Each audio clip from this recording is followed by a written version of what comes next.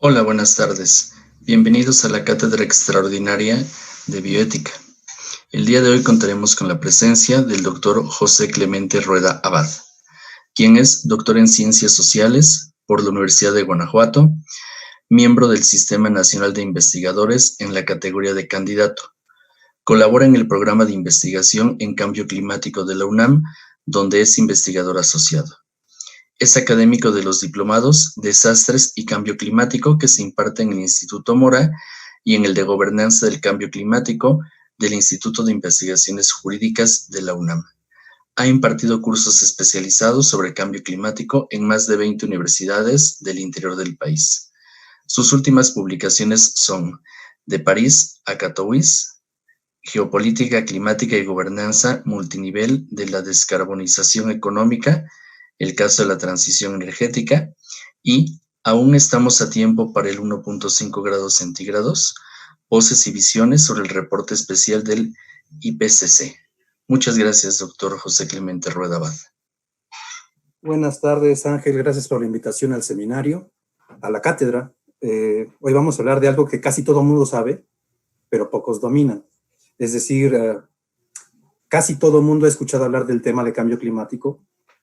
Está en los medios, está en la agenda de los gobiernos, está en el sector privado también. Por supuesto, está en la academia, está en el área de investigación, pero también tiene un área de difusión muy importante, no solamente la que realizan los investigadores, sino hay múltiples actores que están hoy día metidos en el tema, lo cual es bueno. Ahora, vale decir que es importante saber a qué tipo de fuente de información se apega uno para poder tener datos completamente correctos, porque de pronto uno encuentra en los medios de comunicación notas que aparecen ahora ya más frecuentemente, una vez a la semana o 2 veces por semana, digamos, en el Universal, La Jornada, o en periódicos internacionales como el New York Times, o el Washington Post, o el The Guardian en Inglaterra, pero no necesariamente lo que están diciendo es del todo correcto. O sea, poniéndolo en términos un poco académicos, se avientan unos borregazos que son unos errores del tamaño del mundo, y donde sí es necesario precisar, es decir, partamos de definiciones específicas.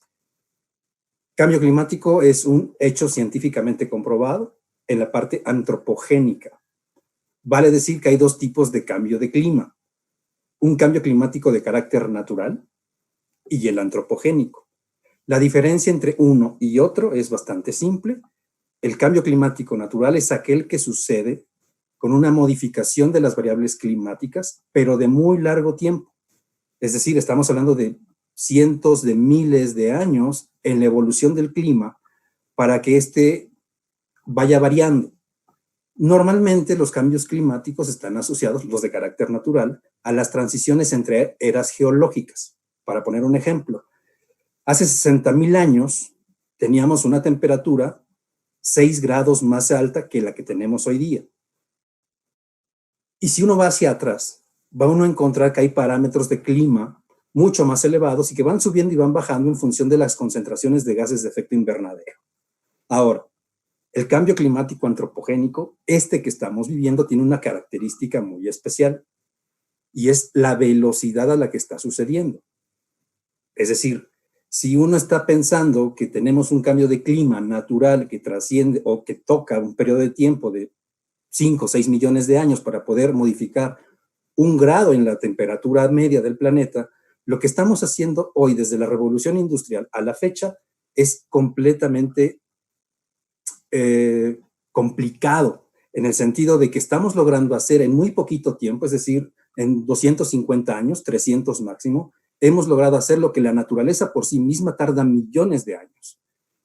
Eso quiere decir que este cambio climático antropogénico, derivado de las actividades humanas, no es solamente el transporte, no es solamente la energía, sino que tiene que ver con todo el modo de vida que tenemos hoy día en la humanidad, pues está vinculado.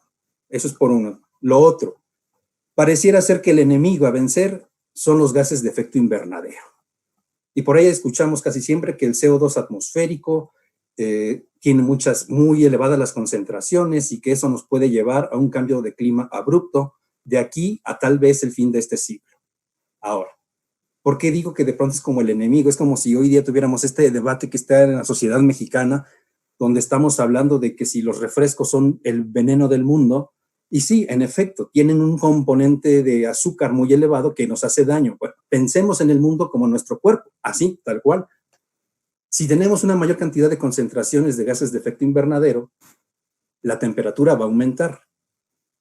Esto es como muy simple. Es decir, lo que sucede normalmente es que llega la radiación solar, calienta la superficie y la Tierra en general, y el residuo energético de ese calentamiento se iría hacia la atmósfera.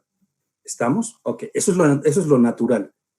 Lo que está sucediendo es que la excesiva concentración de gases de efecto invernadero en la atmósfera terrestre lo que hace es que atrapa y no permite que esta primera fuerza ultravioleta, después de haber calentado la superficie terrestre, se vaya completamente a la atmósfera porque se está concentrando en esta parte de la atmósfera y regresa. Entonces tenemos un constante de rebote de energía, que es lo que está provocando el cambio de temperatura. Ahora, ¿por qué digo que los gases de efecto invernadero no son los enemigos? Por algo muy sencillo. La atmósfera es un componente químico y se compone de varios gases. Entre ellos, por supuesto, el oxígeno, por supuesto, hay nitrógeno y otros más. Y lo que sucede es que si tenemos una mayor cantidad de gases en la atmósfera, pues se va a hacer más densa. Eso es principio. Segundo, no son tan malos en sí los gases de efecto invernadero, porque si estos gases no estuvieran en la atmósfera, no tendríamos la temperatura que tenemos.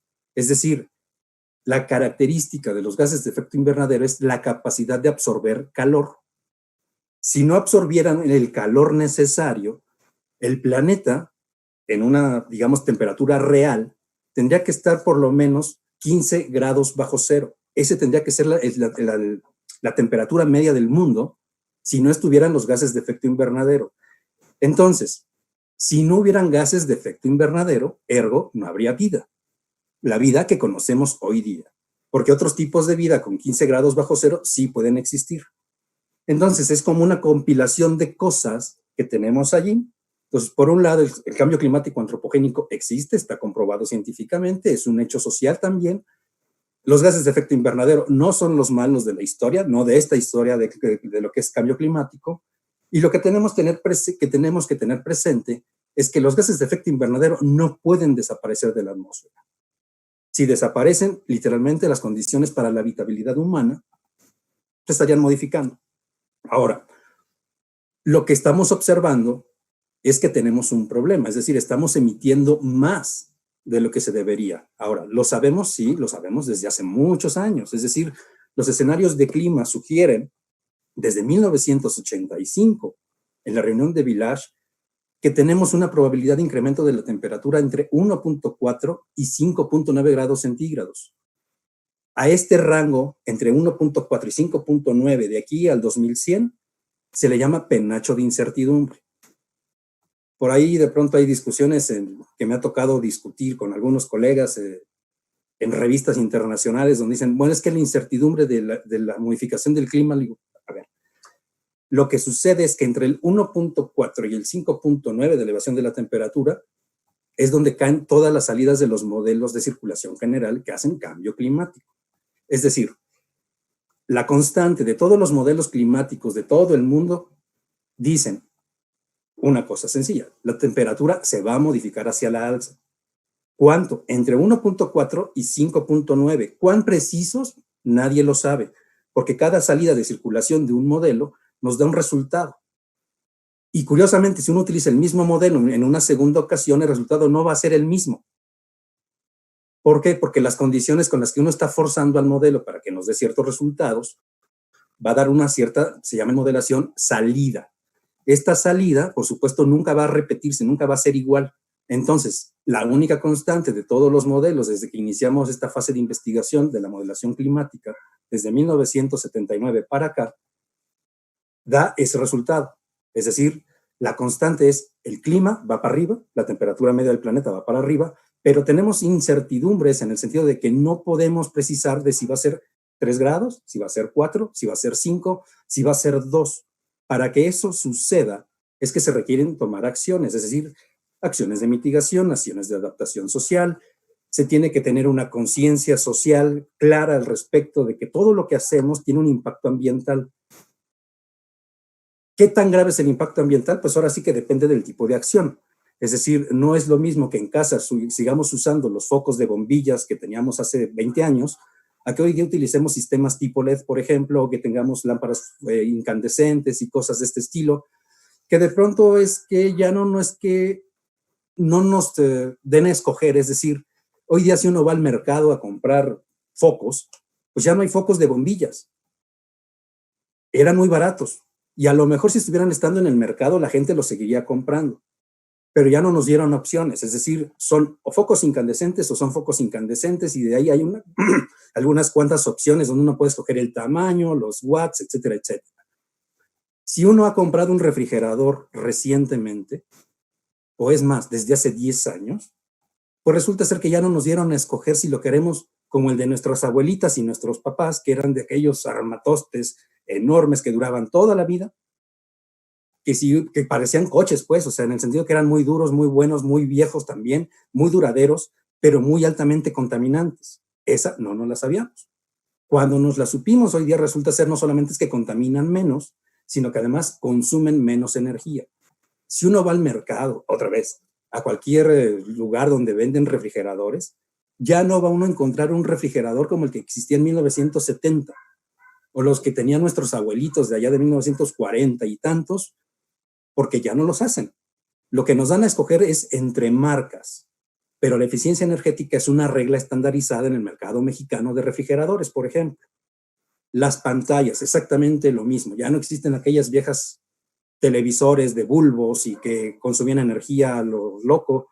Ahora todas las pantallas son inteligentes y todas las pantallas consumen poca energía. Es decir, para bien o para mal, el sistema económico y el aparato productivo nos han ido haciendo no tomar conciencia sobre el problema, sino que nos han dicho, ahí están las opciones, y las opciones son solamente estas y todas son eficientes energéticamente. Eso puede ser bueno o puede ser malo. Eso sería una discusión, pero el hecho es que en aras de proteger al planeta se han tomado decisiones de carácter político y de carácter técnico y científico tecnológico que han permitido que las personas normales como nosotros, que estamos en casa o que somos académicos o que vamos al cine, pues podamos disponer de una serie de consumos culturales que ahí están disponibles, que ayudan a salvar el planeta de alguna manera, pero que nos están haciendo no tomar una decisión consciente. O sea, simplemente ya no nos dieron la opción de pensar si queremos hacerlo o no hacerlo. Simplemente esta es la opción y hacia allá vamos. Ahora, ¿de qué tamaño es el problema? Pues es el tamaño del mundo. ¿Por qué? Porque no hay un solo país que esté exento de sufrir los impactos del clima, por un lado, y por el otro, desde el año del 2007 se rompió un paradigma. Ulrich Beck lo llamó la democratización del riesgo. Y este problema está vinculado a que todos estamos aquí, pues.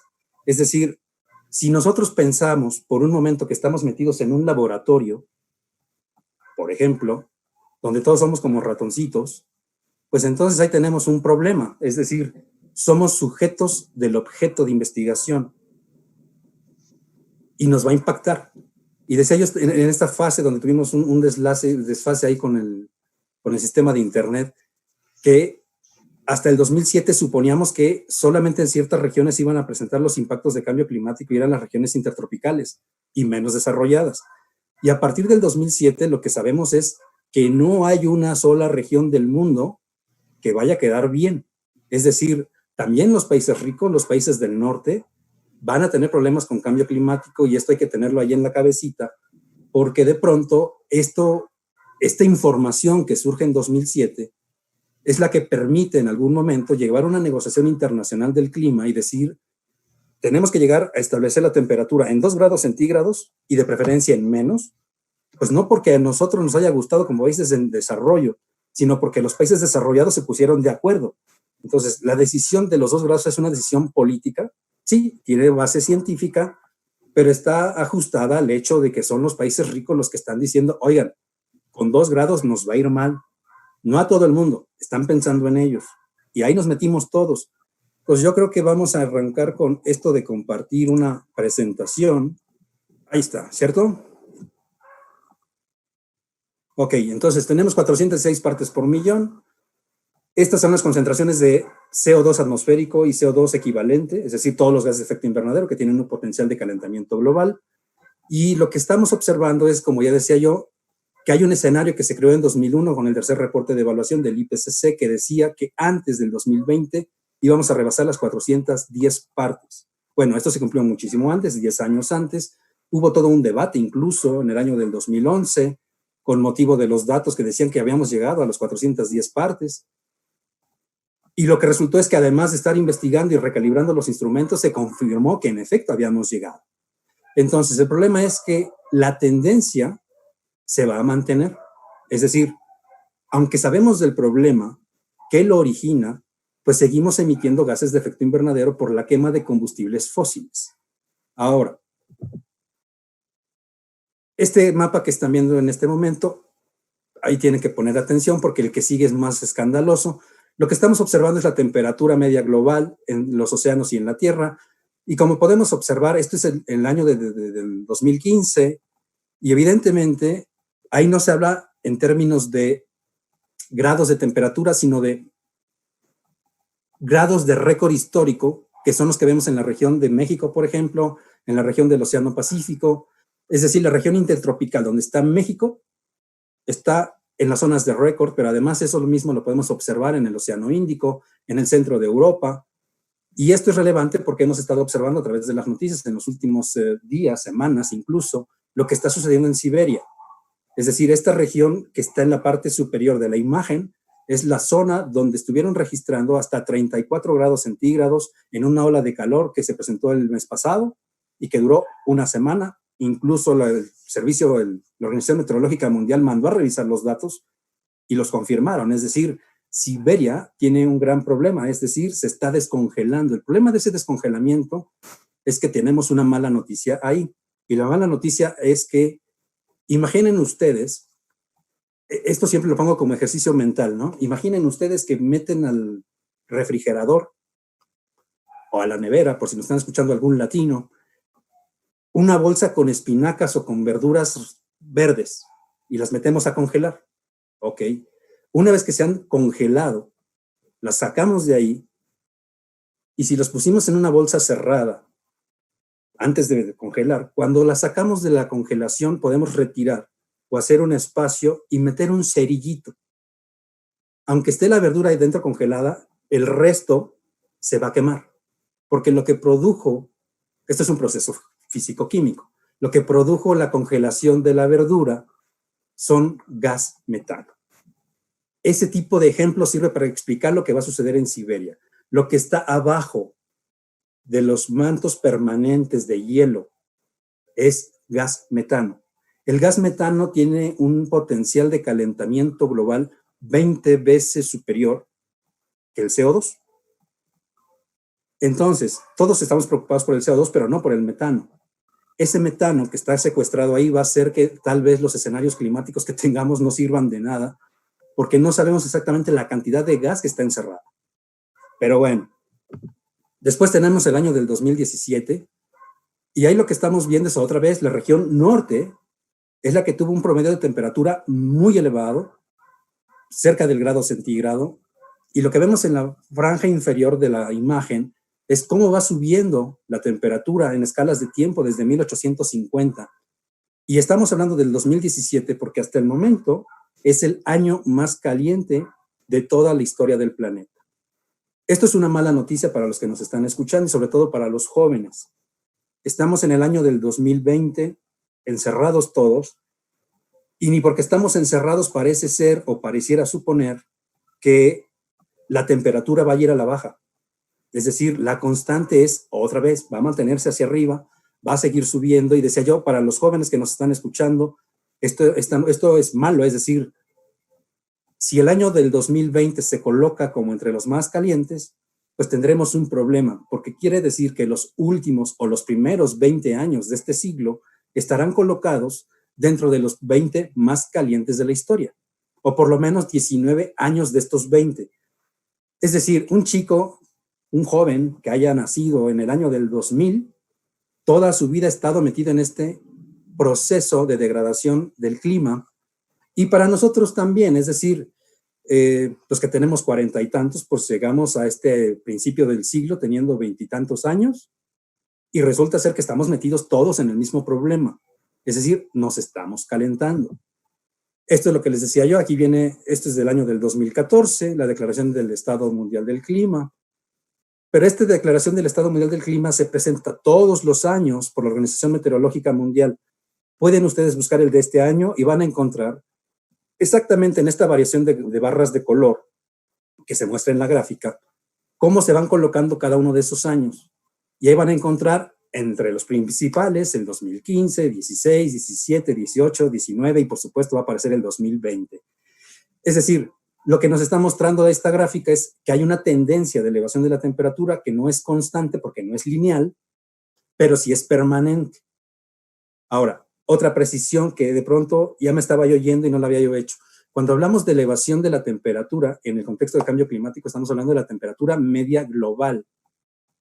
Es decir, hacemos la sumatoria de todos los puntos del mundo y encontramos una tendencia. Ok, y podemos decir, este año fue mayor que el anterior por 0.2 grados, por ejemplo, pero eso no significa, por ejemplo, esto que decíamos de que en Siberia hayan registrado temperaturas récord en el mes de junio y julio y que rompen la norma.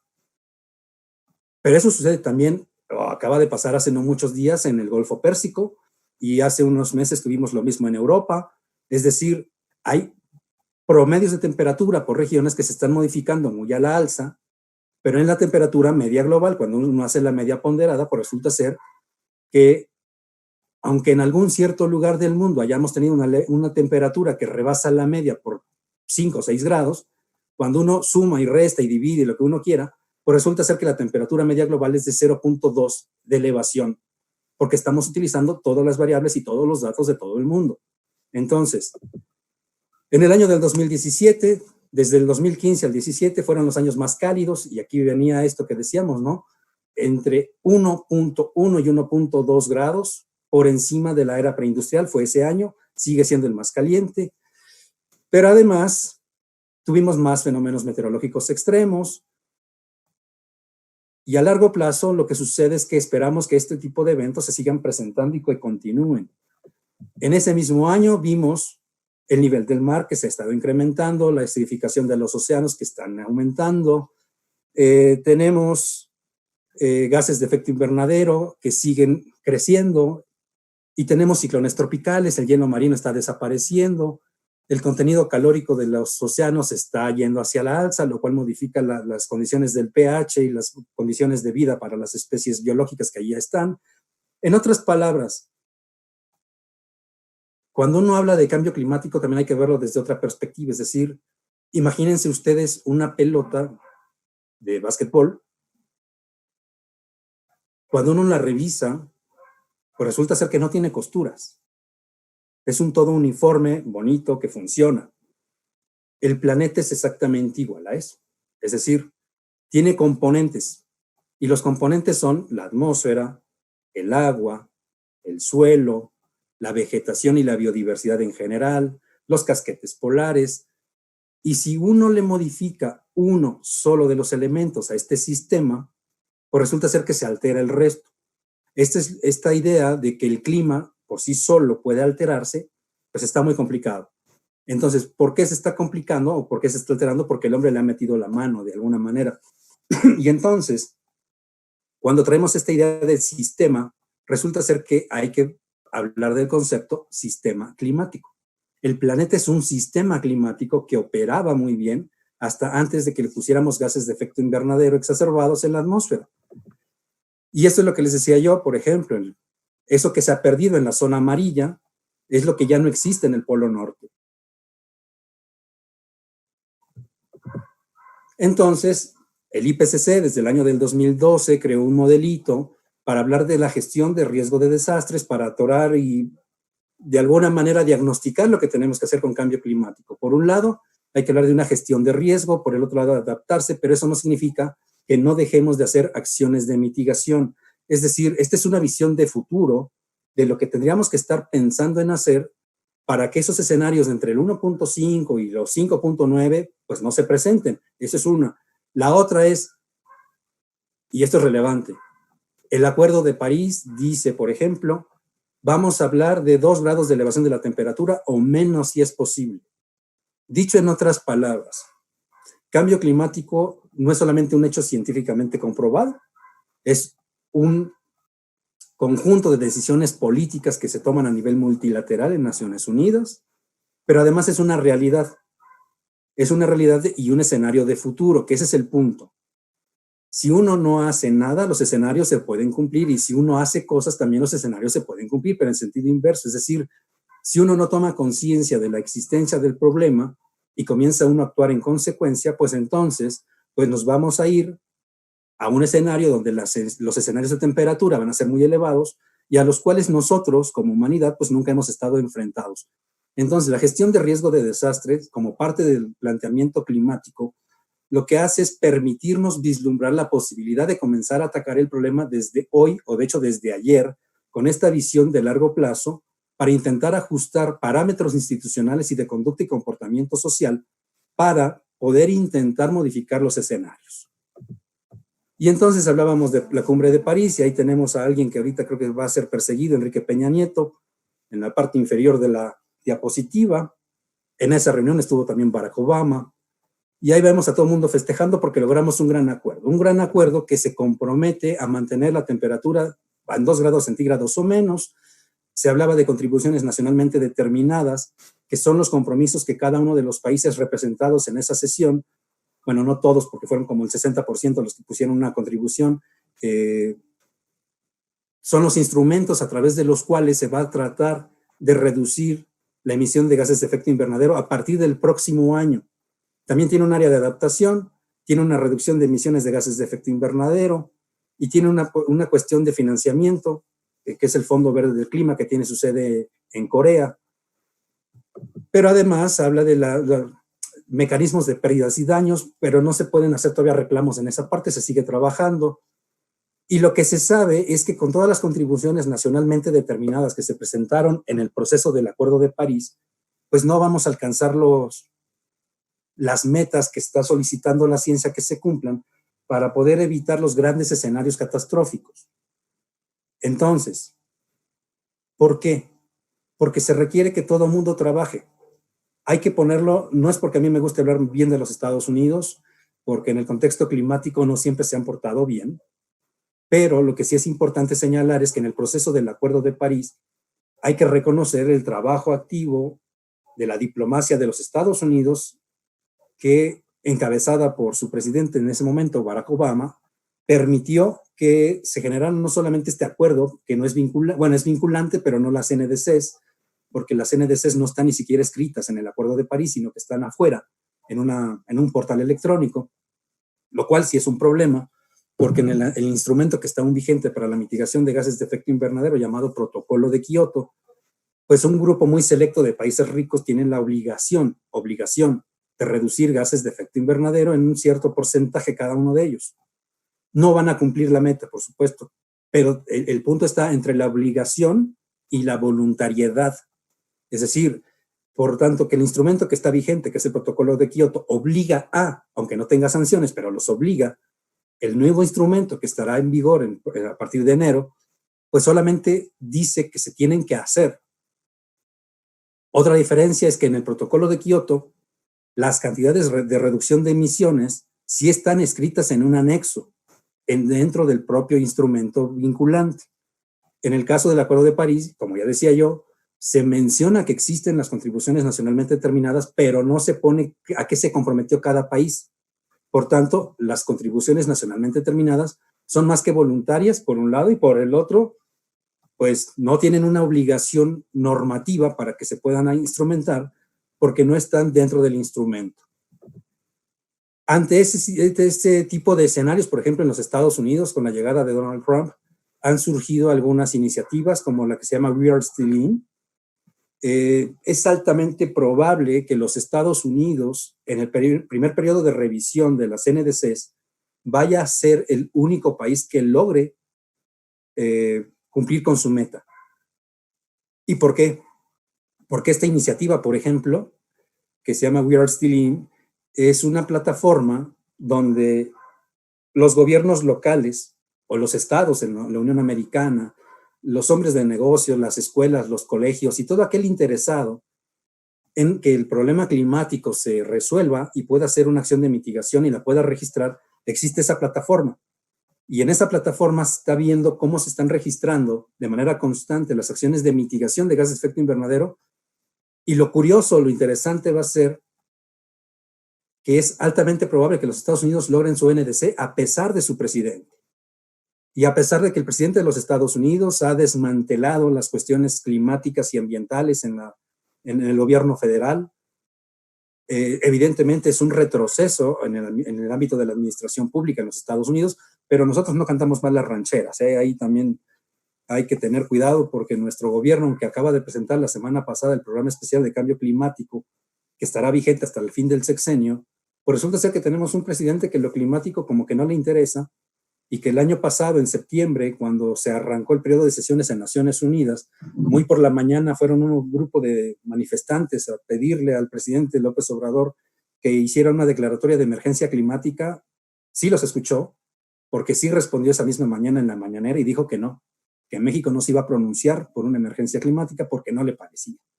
Entonces ahí también tenemos problemas. Tenemos un bloque norteamericano que es petrolero, aunque el nuevo TEMEC diga lo contrario. Pues resulta ser que en el ámbito energético, pues uno podrá decir, bueno, Trudeau no se manifiesta abiertamente, pero tiene un conjunto de lugares para la extracción de petróleo y fuentes bituminosas que están contaminando. Los Estados Unidos están por el mismo rol, pero ahí no son solamente el sector empresarial, los Estados Unidos como país, sino que es el sector empresarial. En el caso mexicano, la emergencia climática, pues sí toca directamente a Pemex, porque es la compañía del Estado y no hay competencia. Entonces, si hay un conjunto de factores que nos llevan a pensar, por ejemplo, en este tipo de impactos. Aquí vamos a ver un poquito el caso de América Latina, y cuando uno revisa el caso latinoamericano, pues resulta ser que en todos los sectores, en todos los países, van a haber impactos. Sencillo, o sea, uno puede revisar la tabla, de hecho es que después la podemos distribuir para que todo el mundo la pueda ver. Esto está en el IPCC, tampoco es como que gran ciencia, está en el capítulo 27 del volumen 2. Ahí uno puede conseguir estas gráficas y está, bueno, el problema es que está en inglés, pero lo que nos dice es que América Latina le va a ir mal. Y lo vemos por sectores. Y resulta ser que en América Latina, en todos sus sectores, también le va a ir mal. Y podemos ir viendo otra vez por sectores en la división geográfica que hace el IPCC de elevación de la temperatura. Y lo que he puesto ahí son unas franjas de línea de color amarillo para ver la elevación de la temperatura y la precipitación, y todos coinciden, es decir, toda la región latinoamericana, desde México hasta Argentina, va a tener un mínimo de aquí al 2100 de entre 2 grados y cerca de los 6. Entonces, comencemos a imaginar cómo sería nuestra vida en, ¿qué les gusta? 20 años, en el 2040, con 1 grado más. Porque esa ya sea donde vamos, es decir, no nos vamos a salvar. Y ahí pueden ir viendo la Amazonas y después el noreste de Brasil, y tenemos la costa de Sudamérica y por el estilo. Esto es lo que ya habíamos hablado, es decir, cuando se comienzan a preocupar los países del primer mundo por sus impactos, comienzan a analizar qué les va a pasar. Y esta tabla lo que hace es un resumen de ciertos impactos que se van a presentar en algunos países del grupo de los 20. ¿De dónde se puede obtener este tipo de tablas? Estas tablas por sí así no existen. ¿De dónde se consigue? Pues resulta ser que la Convención Marco tiene una plataforma donde compila y recopila un instrumento que México también ha entregado 6 que se llaman comunicaciones nacionales. Si una persona quisiera invertir, por ejemplo, en el sector de energía eólica, pues podría acceder a las comunicaciones nacionales de todos los países del mundo, ingresar a la plataforma del Banco Mundial sobre radiación solar y ver si coinciden. Y si coinciden, tenemos un área de negocios. ¿Qué es lo que estoy queriendo decir? Que esta plataforma de Convención Marco, donde tiene todas las comunicaciones nacionales que se han entregado en toda la historia, también puede ser un área de análisis, pero también un área de inversión y de estrategia de negocios, cuando uno tenga el dinero, por supuesto, Pero lo otro que nos revela es la vulnerabilidad de cada uno de los países y están alojadas en un solo lado. Esa es una ventaja para los académicos, por un lado, pero también para alguien que sea medio malito, pues puede decir, mira, fíjate que a los hindúes les va a ir mal por acá y pues ahí no invertimos o nos vamos de esta área de negocios porque ahí va a estar muy mal.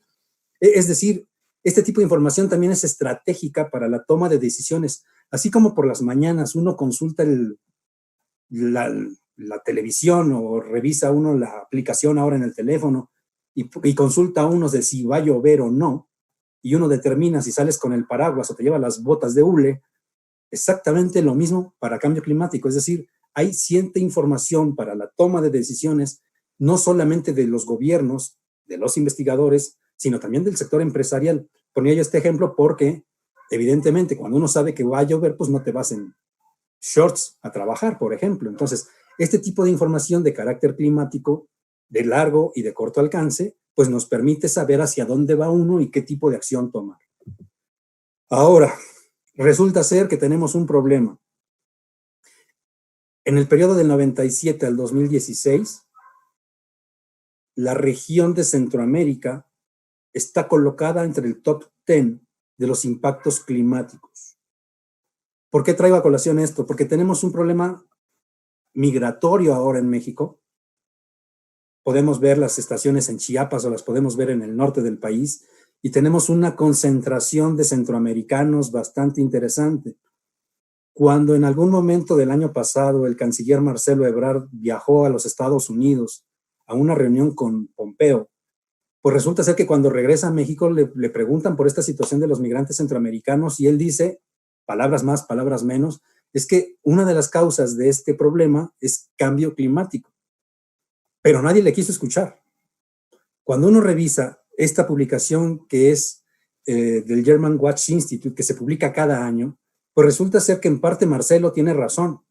Es decir, lo que estamos observando no es solamente un problema de delincuencia organizada o problema económico en la región, sino que además la región centroamericana, por ejemplo, tiene un problema de sequía desde el año del 2001 y que está documentado. La sequía, vista como un fenómeno meteorológico, es parte de cambio climático, es decir, a mayor elevación de la temperatura, se van a ir erosionando zonas productivas. Se supone en los escenarios climáticos que maneja México, por ejemplo, y esto no es nuevo, o sea, lo pueden consultar desde la primera comunicación nacional que México entregó a Naciones Unidas desde 1997, es que si la temperatura sube 3 grados, por lo menos el 60% del territorio apto para sembrar maíz de temporal en México se va a perder. Y entonces ahí pensémoslo a futuro, es decir, ¿qué van a comer estas personas mexicanas que dependen del maíz? Porque mucho de nuestra dieta está basada en maíz. Es decir, vamos por los tacos y las tortillas son de maíz. Vamos por cualquier otra cosita y pues ahí hay maíz. Y si ya no hay dónde sembrarlo, pues entonces vamos a tener un problema grave, grave, grave.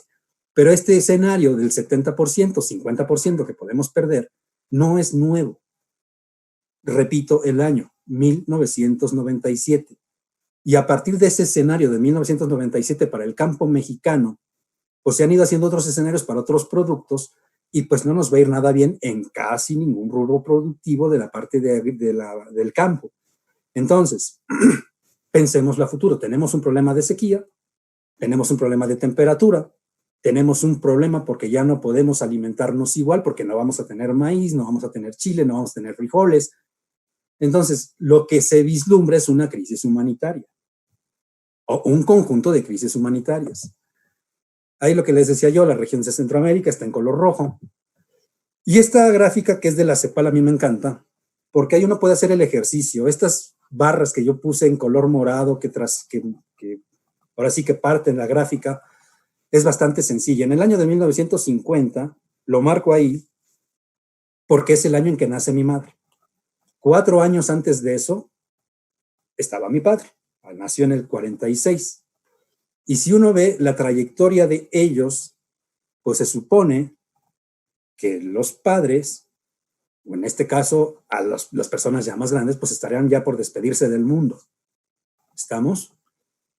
La segunda franja, donde dice yo, Yo no sé a cuántos de ustedes hagan el ejercicio ahí mismo con la gráfica y van a ver en qué parte quedan. Ahí donde dice yo sí quedo. Es decir, si uno mira la parte de inferior, pues resulta ser que yo nazco en el 73, entonces quepo en ese rango. Y de acuerdo a esta gráfica, pues yo tendría que estarme yendo del planeta por ahí del 2040. ¿Estamos? Pero eso no significa que no me va a tocar una elevación de la temperatura. Mi elevación de la temperatura, en caso de que hagamos las cosas muy mal, sería de 2.5 grados centígrados. Y si hacemos las cosas muy bien, sería de 1, que es lo que tenemos del lado derecho, que son las salidas de las corridas de modelación. Ahora, yo no sé si ustedes vean ahí a sus hijos, yo sí, por eso marco una tercera línea morada. En ese rango es que nacen mis hijos, y se supone que ellos estarán en el planeta hasta ahí más o menos del año del 2080.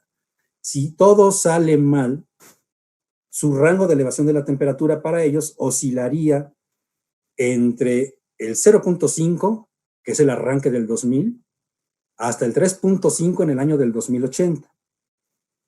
Esta gráfica es no solamente bonita, sino que es ilustrativa, porque evidentemente, a no ser que algo muy raro suceda, yo no conozco a alguien que esté vivo de 1900 o de 1910. Es decir, todos los que estamos hoy día en el mundo estamos representados en esa gráfica, nos guste o no nos guste. Lo único que tiene uno que ver es qué tipo de escenario nos va a tocar. Y ahí es donde tenemos el problema. Es decir, si el planeta está apostando por el 1.5, porque eso es lo que dijo el IPCC, es decir, 2 grados de elevación de la temperatura es lo que necesitamos, pero 1.5 sería mejor.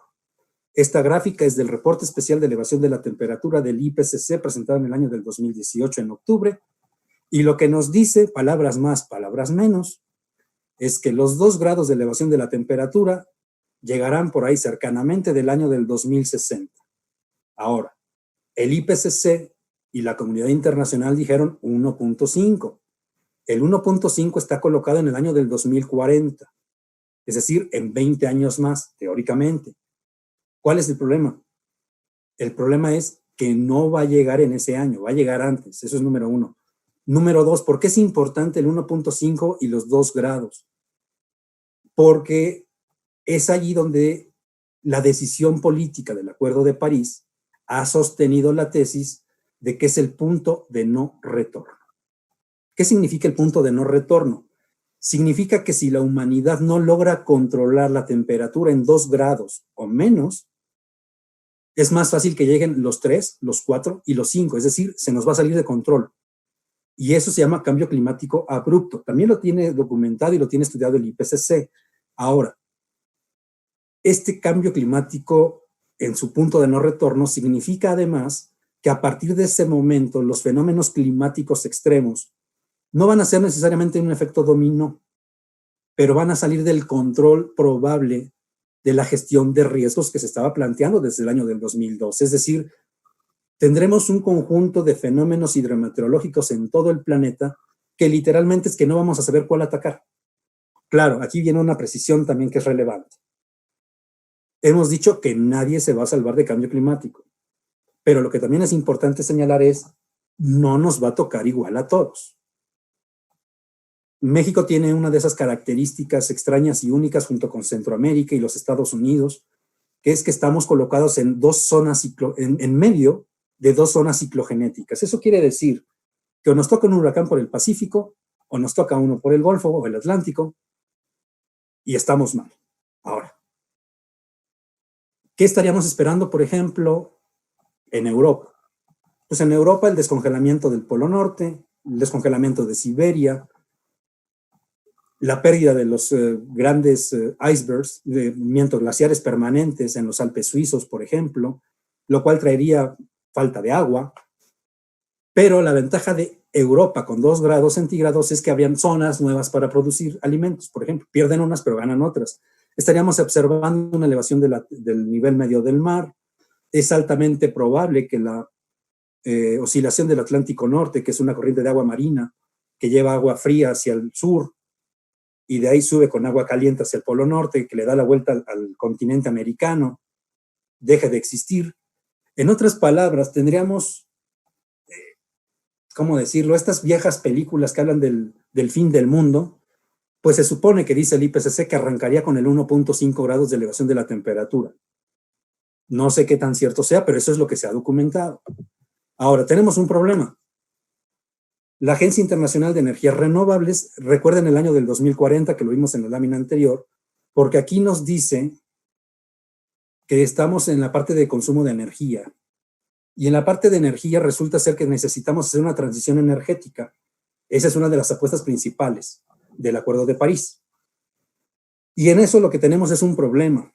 ¿Por qué? Porque de acuerdo a esta gráfica, esa transición energética vamos a lograr hacer el switch hasta el año del 2050. Es decir, 10 años después de que lleguemos al 1.5. En otras palabras, estaríamos llegando tarde.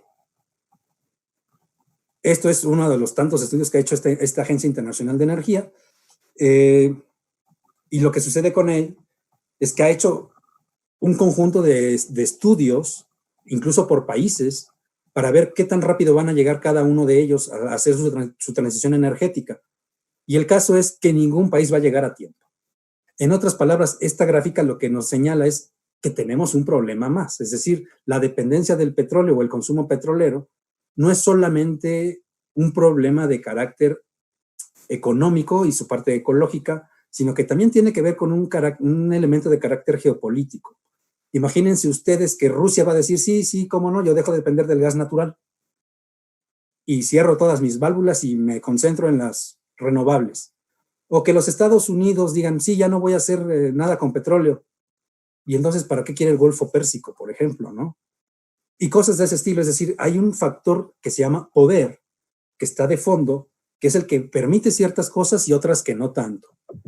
Y entonces, hablábamos del 1.5. Esta gráfica fue presentada por la NASA en el año del 2018. Y aquí lo importante es observar dos cosas. Primero, si vemos las líneas de color, las burbujas del lado derecho, pues resulta ser que tenemos como los grados de temperatura que tendría que tener cada uno de los países. Cada burbujita es un país.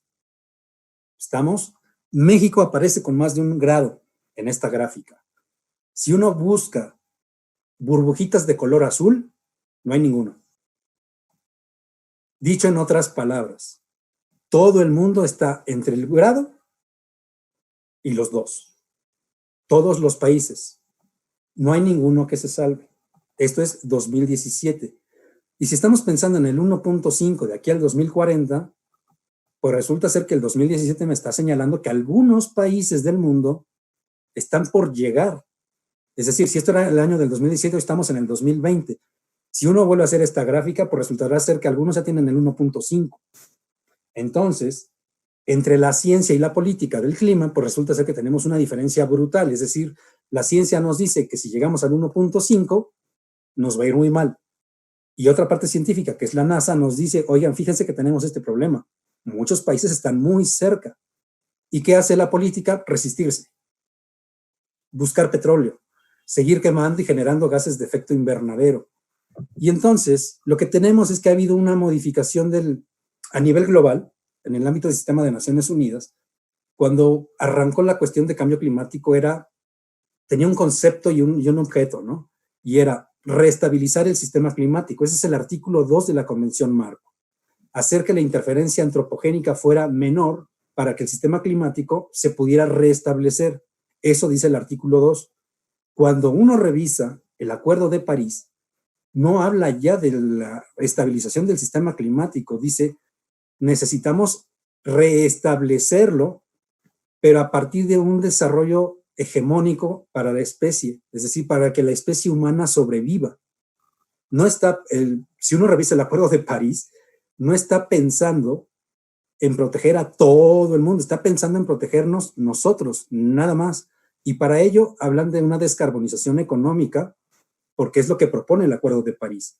Entonces, partimos del hecho de que el Acuerdo de París le cambia el concepto y la idea, porque da por hecho que ya no lo vamos a restabilizar en un nivel tal que era la parte preindustrial, sino que ya damos por hecho que no nos lo podemos quitar de encima, y a partir de que tengamos un acuerdo de que tenemos 2 grados o menos, a partir de eso aprender a vivir con estas nuevas condiciones climáticas. Entonces, este cambio en la semántica no es solamente en el concepto sigue siendo el mismo, cambio climático antropogénico o cambio climático global, pero el significante ya cambió. No me lo crean, revisen el protocolo de Kioto, revisen la Convención Marco de Naciones Unidas sobre el Cambio Climático, revisen el Acuerdo de París y llegarán a estas mismas conclusiones. Es decir, la razón de ser del control de la temperatura ya no es el planeta en sí mismo, sino que somos nosotros porque estamos en el planeta. Y eso sí, yo creo que trae un conflicto entre ético y filosófico, porque nos estamos poniendo nosotros por delante cuando además tenemos en camino una sexta extinción masiva de especies biológicas que va desencadenada desde hace por lo menos 50 años. Para alimentar el optimismo, estos son los escenarios de cambio climático del quinto reporte de evaluación del IPCC, y lo que nos dice, palabras más, palabras menos, es que imagínense ustedes que tienen salidas de modelación, el RCP 2.6 es si hacemos todo muy bien. Es decir, si mitigamos, si reducimos emisiones, si hacemos una transición energética y todo lo hacemos perfecto. Aún así, la media del planeta hasta el 2200, dice ahí, pues estaría entre el 1.5 grados a nivel global. Los mapas de hasta la franja inferior, que es el RCP 8.5, esto es como, ¿cómo les explico? Los estudios de prospectiva siempre tienen 4 escenarios. El escenario positivo o el mejor, en este caso es el que está hasta arriba, y el escenario más malo, donde no hicimos nada y por supuesto nos va muy mal. Ese es el 8.5, el que está hasta abajo. Y ahí ya ni siquiera es como para meterse a estudiarle mucho, porque dice estas figuras que si todo sale mal, el planeta va a estar entre 3, 4 grados, para empezar, y en algunas zonas en el año del 2200 hasta arriba de 11 grados, sobre todo en el Polo Norte. Entonces, yo no los quiero espantar, pero esto es lo que dice la literatura. Ahora, me voy a saltar unas cuantas porque esto es lo que quiero que vean. Es decir, ¿cómo se va a componer el mix energético mundial? Aquí tenemos una premisa. Una vez que una fuente de energía entra al mix energético, no desaparece su participación. Por ejemplo, cuando llegó el carbón por primera ocasión en el arranque de la revolución industrial, después fue sustituido por el petróleo, pero el carbón no desapareció como fuente de energía. Ahora se habla de energías renovables y se habla también de energía nuclear.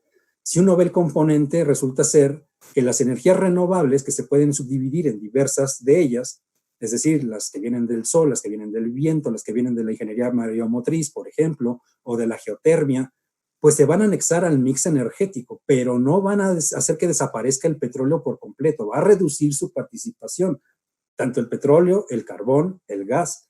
Esa es la tesis, es decir, que se reduzca sus emisiones y que se reduzca su participación en el mix energético mundial. Ahora, resulta ser que este escenario, sí, en efecto nos muestra que la participación de las energías renovables se va a incrementar, pero no en el nivel tal que la ciencia demanda que tiene que participar para que podamos establecer o pensar en escenarios de futuro que sean muy buenos. Ahora, resulta ser que no todos son tan malos. En esta tabla lo que tenemos son a las principales 20 energías responsables de aproximadamente el 60% de las emisiones de gases de efecto invernadero en los últimos 20 años. Obviamente están empresas chinas, aparece por supuesto Pemex ahí, está en el lugar número 7, y lo que estamos viendo en esta zona sombreada es que esos específicos han firmado compromisos de reducción de emisiones en su generación de energía. Son poquitas las entidades, y de hecho es que el listado es que son 100 empresas de energía las que son responsables del 79% de las emisiones de gases de efecto invernadero en el mundo en los últimos 20 años.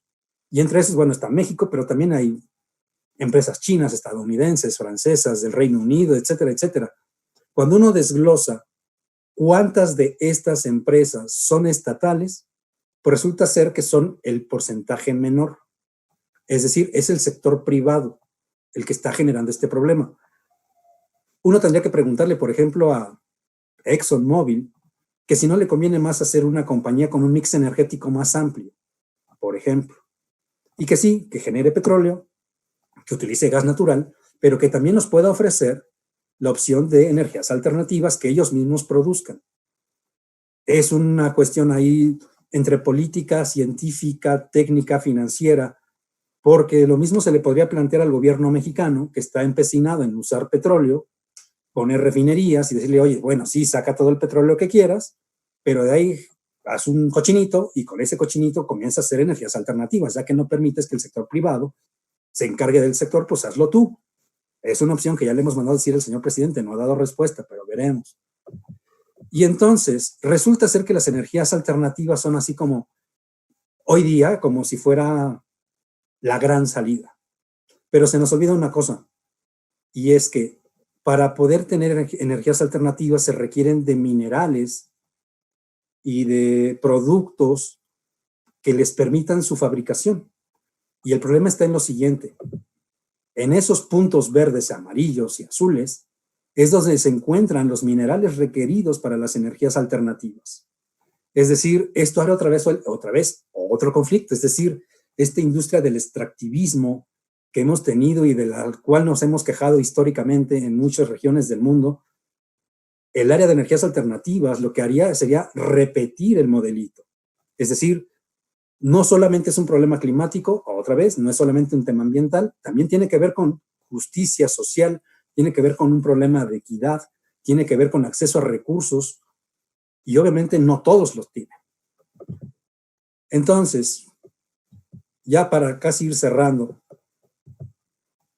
resulta ser que este es el mix energético proyectado para China. Estamos en el año del 2020 y se supone que está en el pico de consumo de energías sucias, tanto de petróleo como de gas, y que seguirá reduciendo.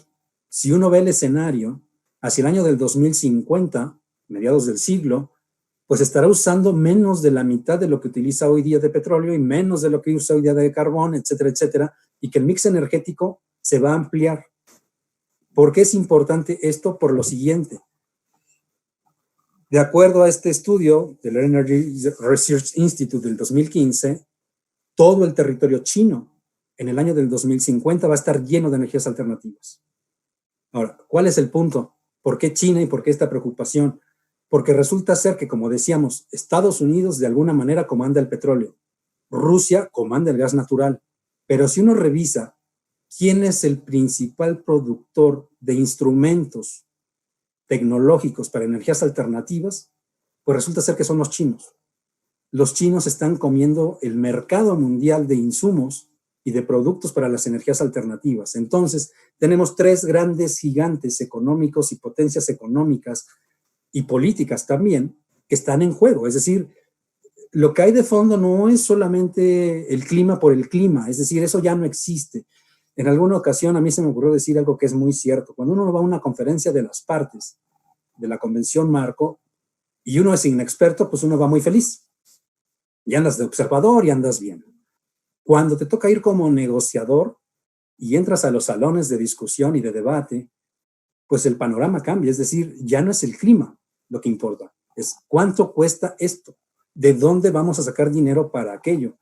Y es una negociación política constante entre todas las partes para lograr, por ejemplo, los 2 grados centígrados, la cantidad de meses de negociación para que el Acuerdo de París dijera 2 grados, pues no arrancaron en París. Esa negociación de los 2 grados centígrados arrancó en Copenhague desde el año del 2009. Y de hecho, un poquito antes, desde Bali, en el año del 2007. Entonces, para que esta negociación de los 2 grados centígrados haya cristalizado en el año del 2015, pues tuvieron que pasar un proceso de negociación de la ruta de acción de Bali para tener un segundo periodo de aplicación del protocolo de Kioto y después un segundo periodo de 4 años, del año del 2011 al 2015, para poder tener el acuerdo. Es decir, fueron 8 años de negociación para que esos 2 grados pudieran aparecer en un instrumento vinculante de la Convención Marco. Entonces, esto es, pues casi siempre cierro con esto porque esta es la parte relevante.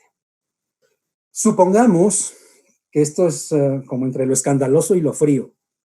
Supongamos que hacemos todo muy bien. Es más, supongamos que hoy día o mañana, Naciones Unidas, de acuerdo con todos los gobiernos del mundo y con todo el sector empresarial y todos los generadores de gases de efecto invernadero, dicen, ¿saben qué? Ya no más. Y cancelamos todas las fuentes de energías altamente contaminantes, es decir, cerramos Pemex, cerramos Chevron, cerramos Exxon, cerramos todo, y a partir de mañana todo el mundo utiliza energías alternativas, utilizamos coches eléctricos, es decir, hacemos todo lo que tendríamos que estar haciendo, pero de un día para el otro. Ok, supongamos que eso fuera posible. Lo que nos dice este escenario, esta gráfica, presentada en el año del 2001 por el IPCC en el tercer reporte de evaluación, es que supongamos que lo hacemos bien. Ok, aún así, la elevación de la temperatura va a continuar hacia arriba. ¿Por qué? Porque los gases de efecto invernadero no desaparecen de la noche a la mañana.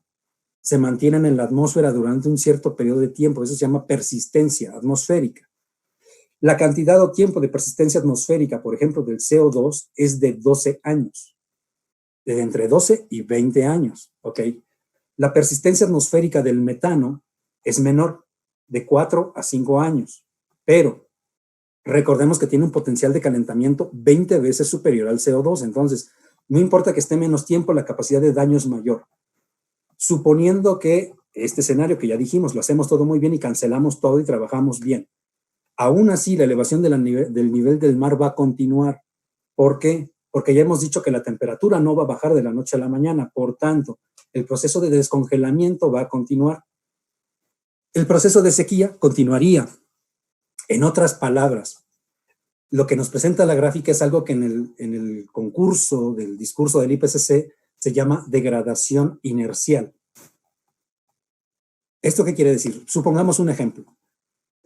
Imaginémonos que vamos todos en bicicleta y vamos a ir a la montaña. Ok. Y para subir la montaña, a todos nos cuesta trabajo y todos sudamos y terminaremos cansados. Ok.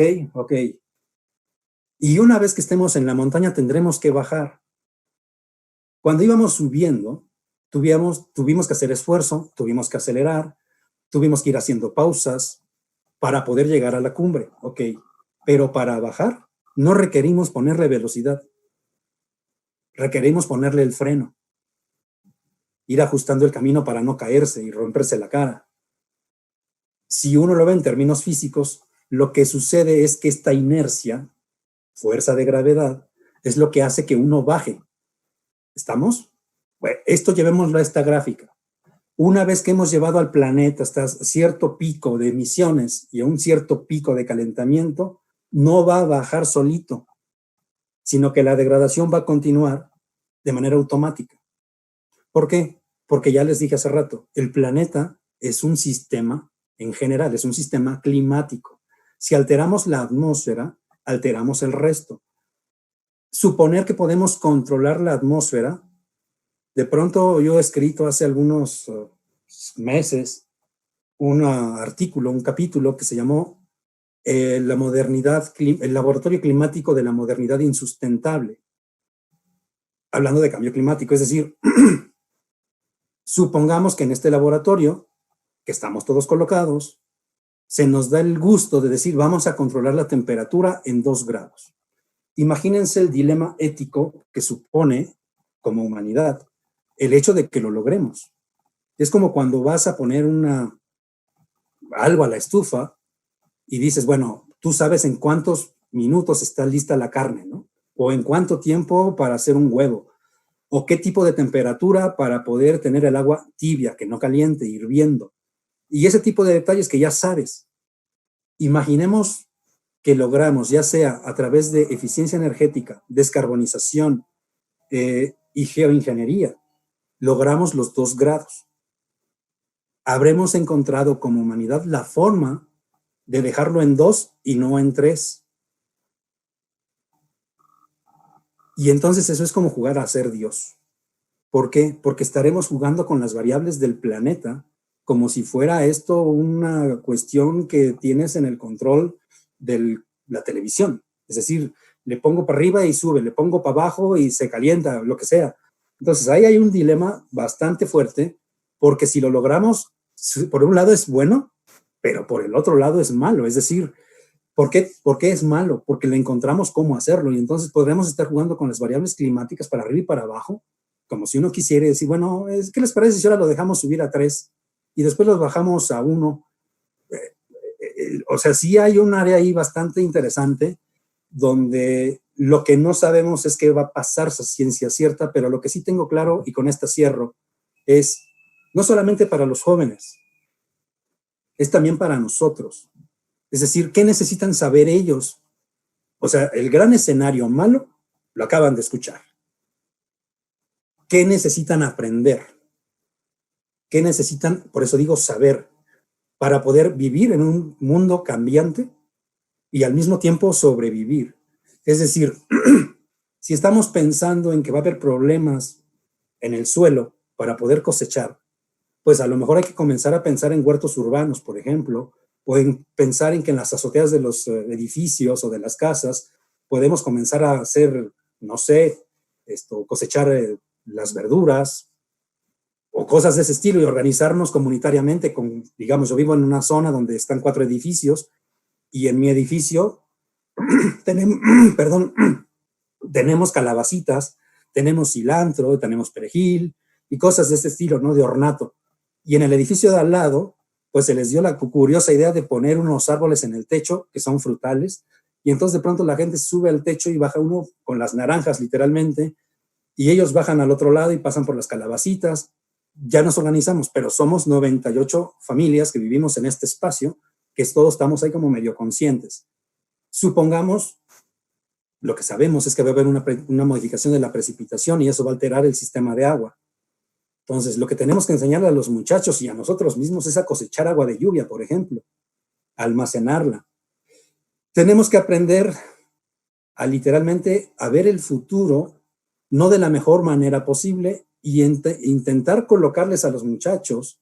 Yo estoy trabajando en eso desde hace ya bastante tiempo. De hecho, he publicado algunas cuantas cuestiones sobre la cuestión pedagógica y climática, porque sí, el problema mayúsculo está cuando tú ves el problema que te toca personalmente. Es decir, yo estoy viendo que mis 2 hijos, decía yo, uno nace en 2003, otro nace en 2004, pues les va a tocar en pleno. Pero ellos ya aprendieron, por ejemplo, a bajar agua de lluvia, ya saben hacer una fogata, por ejemplo. Es decir, ya tienen las herramientas para que no se mueran. O eso es lo que yo supongo. Pero entonces ¿qué tipo de educación desde las universidades, las preparatorias, les estamos dando a los muchachos y a los que no están tan muchachos para que supongamos que no hay agua? Es como ahorita estamos confinados y si no hubiera agua, hay muchas zonas donde no hay agua. Entonces, tener el conocimiento y lo que se llama apropiación social de las energías o en este caso, la apropiación social de la tecnología para poder tener herramientas e instrumentos que nos permitan saber para dónde correr, por un lado, y por el otro, que nos permitan saber qué hacer. Creo que ese es el tema. Necesitamos aprender a hacer pensando en lo peor, esperando que esto no suceda, pero eso significa que tendremos generaciones académicas de jóvenes estudiantes que tengan mayor cantidad de herramientas que las que tenemos hoy día nosotros. Y por ahí ya cierro porque son 1 hora 10 minutos, ahí vamos a entrar al debate. Y por el momento, muchas gracias. Puedo cerrar esta pantalla, ¿no? Sí, muchas gracias, doctor Clemente. Voy a ir leyendo las preguntas y comentarios que nos han hecho llegar por el Facebook Live del PUB. La primera que tenemos dice así: Jacqueline Gómez Mayorga pregunta: en caso de que no se logren las metas, ¿se están contemplando alternativas ante la posible catástrofe? Y el DAVO solicita bibliografía y los documentos que se dijeron al inicio que usted ha escrito, y si hay alguna forma de comunicarse con usted. A ver, ¿qué sucede si todo sale mal? Híjole, no hay un plan B. Ese es parte del rollo. Digamos que el plan B se ha colocado en el mismo Acuerdo de París, es decir, hasta el protocolo de Kioto eran solamente los países, los estados, los que tenían responsabilidad. El plan B se ha colocado por así decirlo, en otro tipo de actores. Existió un proceso llamado el diálogo de Talanoa. El diálogo de Talanoa lo que hace es reconocer la participación de otro tipo de actores interesados e involucrados en el tema climático, como pueden ser los gobiernos locales. Por ejemplo, la Ciudad de México es un gobierno local de ámbito subnacional que en la plataforma de Talanoa ha registrado una reducción de emisiones a lograr en el periodo del 2030 y otro para el 2050. Pero también lo ha hecho Aguascalientes, por ejemplo, lo ha hecho Jalisco, y lo mismo sucede con diversos estados de la Unión Americana que se han colocado en Talanoa. Pero también hay un sector empresarial que está registrándose ahí. Hay una plataforma que se llama Los Negocios por el Clima, que también tiene la Convención Marco de Naciones Unidas. Es una especie como de mecanismo de gobernanza internacional que ha establecido el sistema multilateral de la ONU, porque por un lado tiene a los estados, por el otro lado tiene estados subnacionales, por el otro lado tiene un sector empresarial en otra plataforma, o sea, son 3 plataformas distintas, y existe otro para entidades académicas que quieran reducir emisiones y se comprometan en sus campus a hacer cosas. Entonces tiene como 4 grandes sectores que están no regulados, porque ese es todo un tema, están reconocidos por Naciones Unidas, y si uno sube una intención de reducción de emisiones a través de la mitigación, por ejemplo, o un programa de adaptación social y lo sube uno a esta plataforma, pues realmente es que no hay un mecanismo de sanción si no se cumple, pero sí está bajo el escrutinio público, por ejemplo, donde uno sabe que estos estados de la Federación Mexicana, por los que acabo de mencionar, pues uno diría, oye, ¿qué hizo la Ciudad de México? ¿Cumplió o no cumplió? Lo otro, que es otro mecanismo que está también en el Acuerdo de París, es la desagregación. Es decir, el gobierno mexicano entregó una contribución determinada, voluntariamente, donde dice que vamos a reducir X porcentaje de emisiones de gases de efecto invernadero en el 2030, o unos en el 2020, otros en el 2030, y para que no haya una doble contabilidad, para eso es importante el libro de reglas del Acuerdo de París, que todavía no está listo, y por eso es que sigue la negociación internacional. Desafortunadamente, por el fenómeno que tenemos hoy día en el planeta, pues no va a haber la conferencia de las partes en Glasgow, se ha pospuesto para el próximo año. Y lo que se está buscando es, por ejemplo, crear metodologías de desagregación. Es decir, supongamos que la Ciudad de México logra reducir emisiones, ok, y las reporta a Naciones Unidas. Supongamos que la UNAM dijera, ¿saben qué? Yo le entro al juego y voy a reducir emisiones de aquí al 2030, ok, y las reporta. La pregunta sería, ¿cuánto de la reducción de emisiones del país representa lo que hizo la Ciudad de México? ¿Estamos? ¿Y cuánto de lo que hizo la UNAM en Ciudad Universitaria, porque es el ejemplo, representa dentro de lo que redujo la Ciudad de México?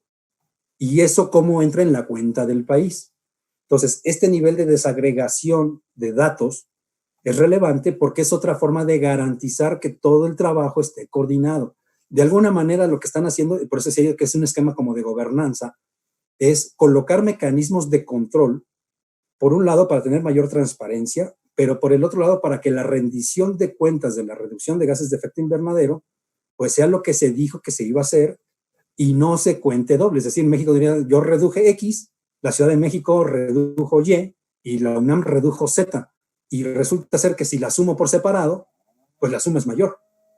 Y no, lo que hace la UNAM, en el caso hipotético, entra dentro de la Ciudad de México, lo que hizo la Ciudad de México entra dentro de lo del país, pero esas metodologías todavía no están listas, es ahí donde nos estamos peleando. Lo otro donde nos estamos peleando, el mundo se está peleando, obviamente es lo mismo de siempre, dinero. Es decir, ¿de dónde vamos a sacar dinero para la transición energética? ¿De dónde vamos a sacar dinero para implementar nuevos desarrollos tecnológicos? ¿Dónde vamos a sacar dinero incluso para hacer estudios? ¿Y dónde vamos a sacar dinero para lograr hacer que la gente entienda que hay que hacer ciertas cosas, ¿no? ¿A qué me refiero? A que países como el nuestro ni siquiera tienen dinero para hacer su propio estudio de estado del arte, que se llama Comunicación Nacional. Las 6 comunicaciones nacionales que ha entregado México a Naciones Unidas han contado con financiamiento internacional. Claro, es un derecho al que uno tiene por ser parte de la Convención Marco, pero no tenemos ni siquiera dinero para eso. Entonces, ¿cuál sería el plan B? El plan B es que no hay plan B. ¿Por qué no hay plan B? Porque no hay un planeta B. Es el único planeta que tenemos, es el único donde estamos. Y a lo mejor ese es parte del mensaje donde los grandes empresarios que se dedican a las energías pues no han terminado de entender. Si uno revisa realmente quiénes son los grandes emisores de gases de efecto invernadero, no llega ni a ser un millón. Es decir, los grandes dueños del dinero, los grandes emisores, no son tantos. Es una oligarquía bastante pública, además, porque sabemos quiénes son y sabemos dónde están. Y entonces, lo que hay que hacer es trabajar. Ahora, ¿sobre dónde me encuentran? Pues yo soy un personaje público. Es decir, me ponen en Google, así con mi nombre, José Clemente Rueda Abad, y me encuentran. Aparecen tanto mi correo electrónico como el teléfono de oficina.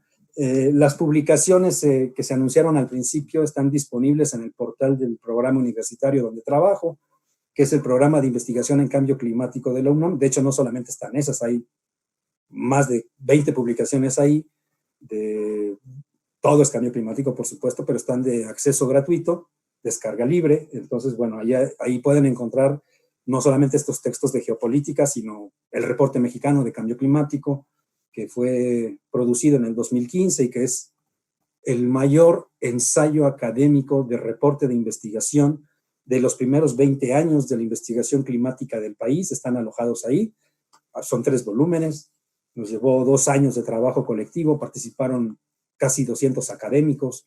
Anduvimos por todo el país dando vueltas para poder lograr ese producto. Entonces, digamos que algo así como el IPCC mexicano es el reporte mexicano de cambio climático y está en el portal del PIN. Sí, tenemos más preguntas. José Luis Guerrero pregunta si todo acto humano afecta al entorno. Y Diego el Nomo pregunta si con toda esta información sería ético un terrorismo ambiental. Ay.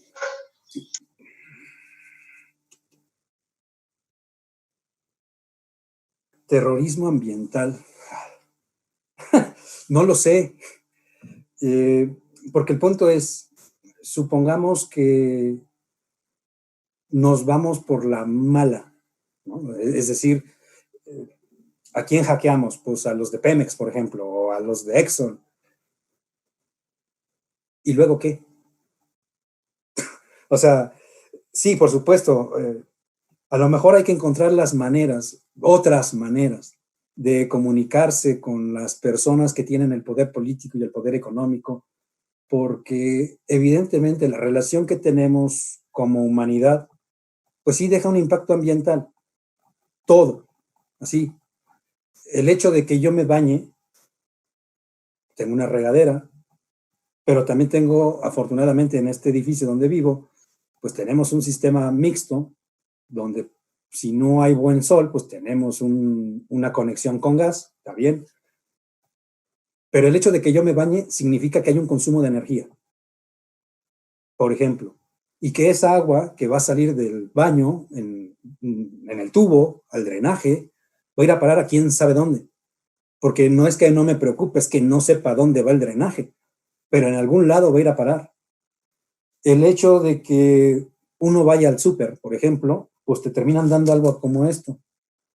Porque si no te dan el ticket, pues no puedes comprobar que compraste la mercancía y no te dejan salir del establecimiento. O, supongamos, la playera que está uno usando, es decir, uno diría, ¿esto es algodón 100%? Híjole, yo lo dudo. Y de pronto encuentras prendas que son poliéster 100%, es decir, es petróleo.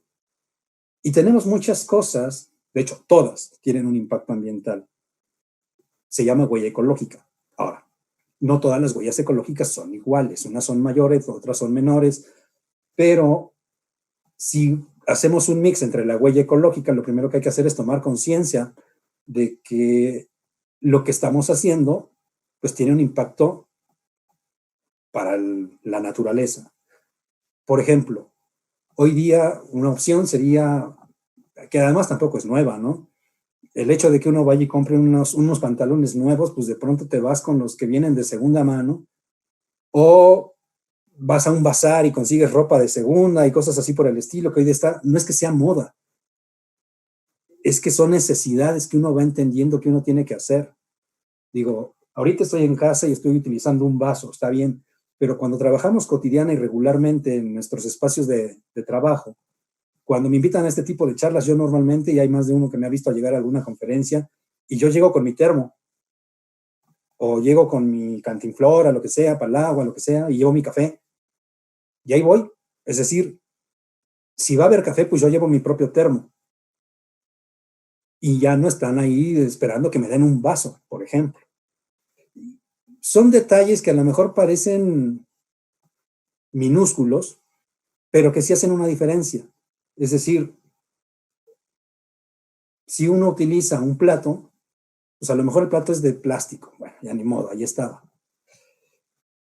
Pero preferentemente no utilizar un plato desechable de vinil, por ejemplo, de unicel.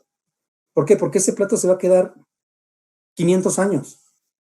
Entonces, si uno tiene la opción de escoger, que era parte de lo que decíamos en el arranque, de hoy día los refrigeradores pues ya son de eficiencia energética y pues así son, ni modo. Ya no nos dan a escoger si lo queremos que contamine o no contamine, así son las cosas, ¿no? O el hecho de los automóviles ahora, o sea, uno puede decir, quiero un coche híbrido o un coche convencional. Bueno, el coche híbrido todavía sale carísimo. Y a lo mejor en la misma, lo primero que hay que hacer es cambiar el chip uno mismo, es decir, pensar distinto.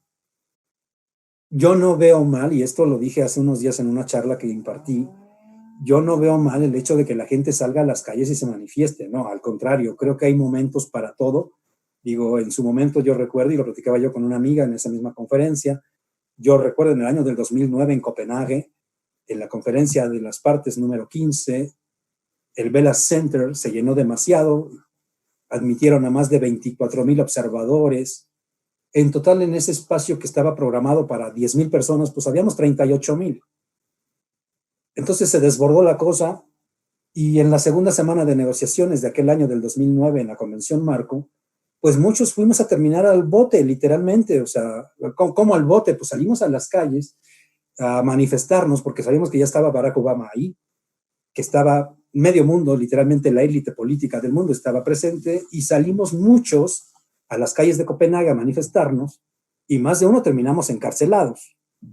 O sea, ahí no se fueron con medias tintas de, a ver, te vamos a poner aquí. No, no, no. A manguerazo limpio y al bote todo mundo. Entonces, parte de estos procesos de ir aprendiendo es que me encuentro por primera ocasión en una cárcel, no en México, sino en Dinamarca, número 1, y donde el tema común de todos los que estábamos en ese espacio, que éramos como 50 todos en una misma cárcel, en una misma jaula, era que éramos de todo el mundo, que todos teníamos la misma preocupación, que era cambio climático, que difícilmente te encontrabas otro tipo que hablar español, y entonces la forma en la cual nos logramos comunicar todos, para bien o para mal, bueno, fue a través del inglés. Entonces teníamos como cosas comunes, estábamos en el mismo lugar, teníamos una consigna, teníamos un idioma común y teníamos una preocupación. Y después, bueno, evidentemente va uno evolucionando y termina siendo ahora un investigador que se dedica al mismo tema, pero eso no le quita que en algún otro momento uno haya salido a las calles a gritar. Y esto lo traigo a colación porque el año pasado hubieron manifestaciones en la Ciudad de México en pro del clima. Es decir, los jóvenes de este país, en algunas ciudades del país, salieron a las calles encabezados por un movimiento mundial, europeo, que sea como sea, ahí está. Y entonces yo creo que hay diversas formas de participar. Lo más importante es, pues, hacerlo consciente. 1, 2, tener información accesible, que sea fidedigna, que sea comprensible. Y la otra es, hay una especie de discurso que yo siempre manejo y de hecho esa es la postura institucional del Programa de Cambio Climático de la UNAM, es bajarle un poquito el tono al catastrofismo Y nosotros estamos apostando siempre por hacer conciencia social y que la gente entienda de qué se trata la cosa, de que tampoco se entre en pánico y uno salga. Yo vivo en un 5º piso, imagínate tú que tengo alguien que me está escuchando en vivo aquí y saliera volando porque dice, no, pues de aquí al 2040 nos queda poquito, pues, ¿para qué me espero, no? Tampoco es a eso, ¿no? O sea, yo creo, y por eso es que hacemos lo que hacemos, es decir, por eso aceptamos estas invitaciones para platicar con personas que no nos conocen, y vamos a foros públicos y literalmente hemos corrido el planeta y damos cursos y damos conferencias, porque vamos sembrando, literalmente vamos poniendo semillitas en diversos lugares para que nos permitan no trabajar solos. Es decir, y esto lo pongo como ejemplo, yo he capacitado afortunadamente a más de 4,000 profesores universitarios en diversas entidades académicas del país. He capacitado a profesores a través de los proyectos de DEGAPA, en los cursos intersemestrales de actualización. También hice por lo menos 6 cursos de DEGAPA de cambio climático en la UNAM. Y entonces eso me permite que tenga digamos, un grupo de colegas de casi 5,000 personas que saben de cambio climático, que incluso seguimos compartiendo material, que a través del ejercicio de la libertad de cátedra, pues se toman el atrevimiento de tomar 2 o 3 clases de sus cursos y les ponen el tema a los muchachos.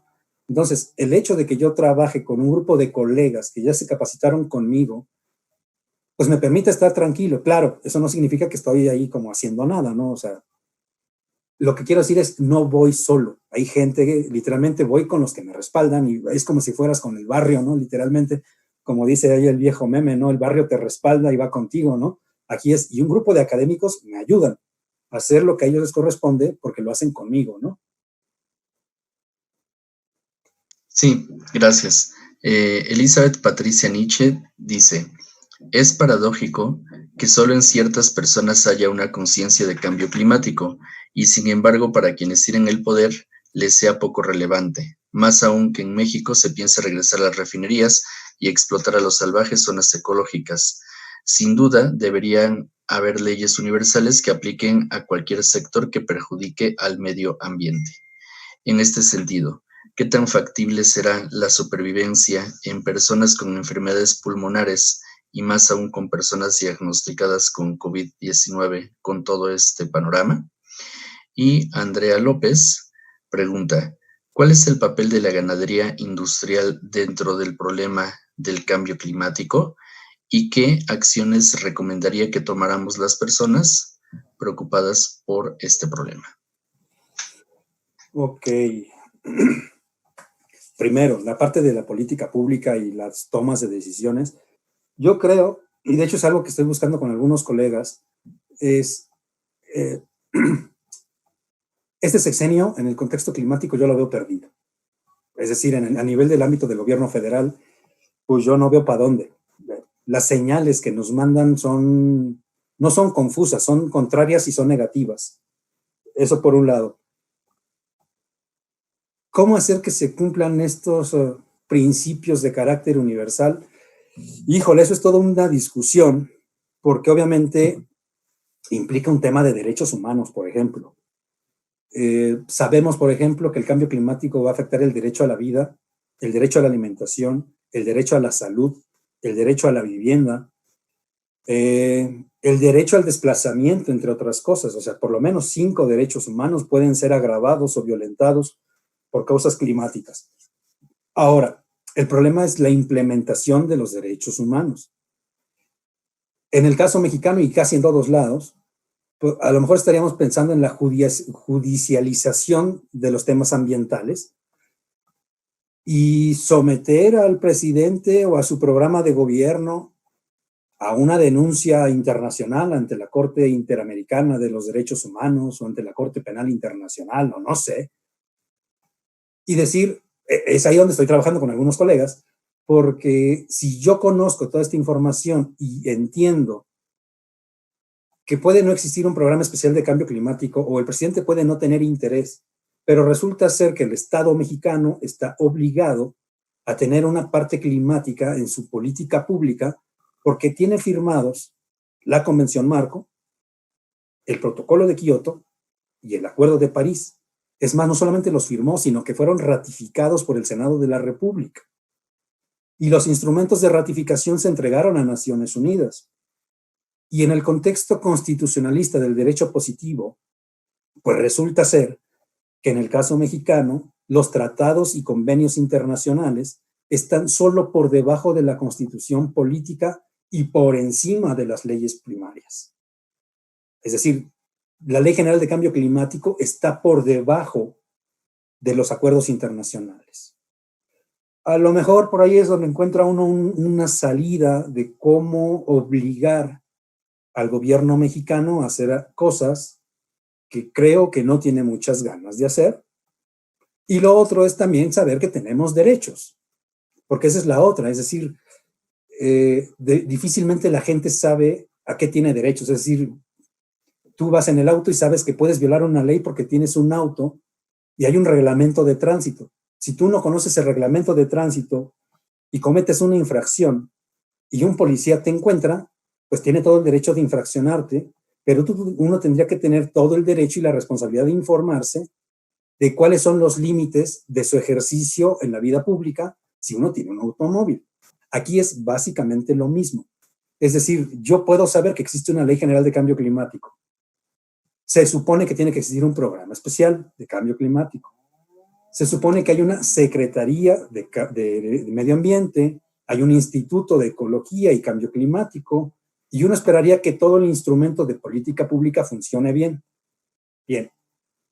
Pero también sé que tengo garantías individuales que están, literalmente, válida la redundancia, garantizadas en el ámbito constitucional, los primeros 21 artículos de la Constitución Política.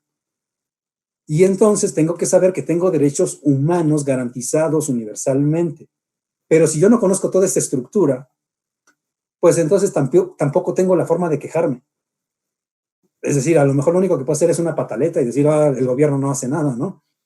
Entonces, lo que tendría uno que estar viendo es cómo obligamos a alguien, en la mejor forma, a que haga lo que le corresponde hacer, no porque yo quiero que lo haga, sino porque está obligado a hacerlo, porque está violentando los derechos humanos de todos los mexicanos.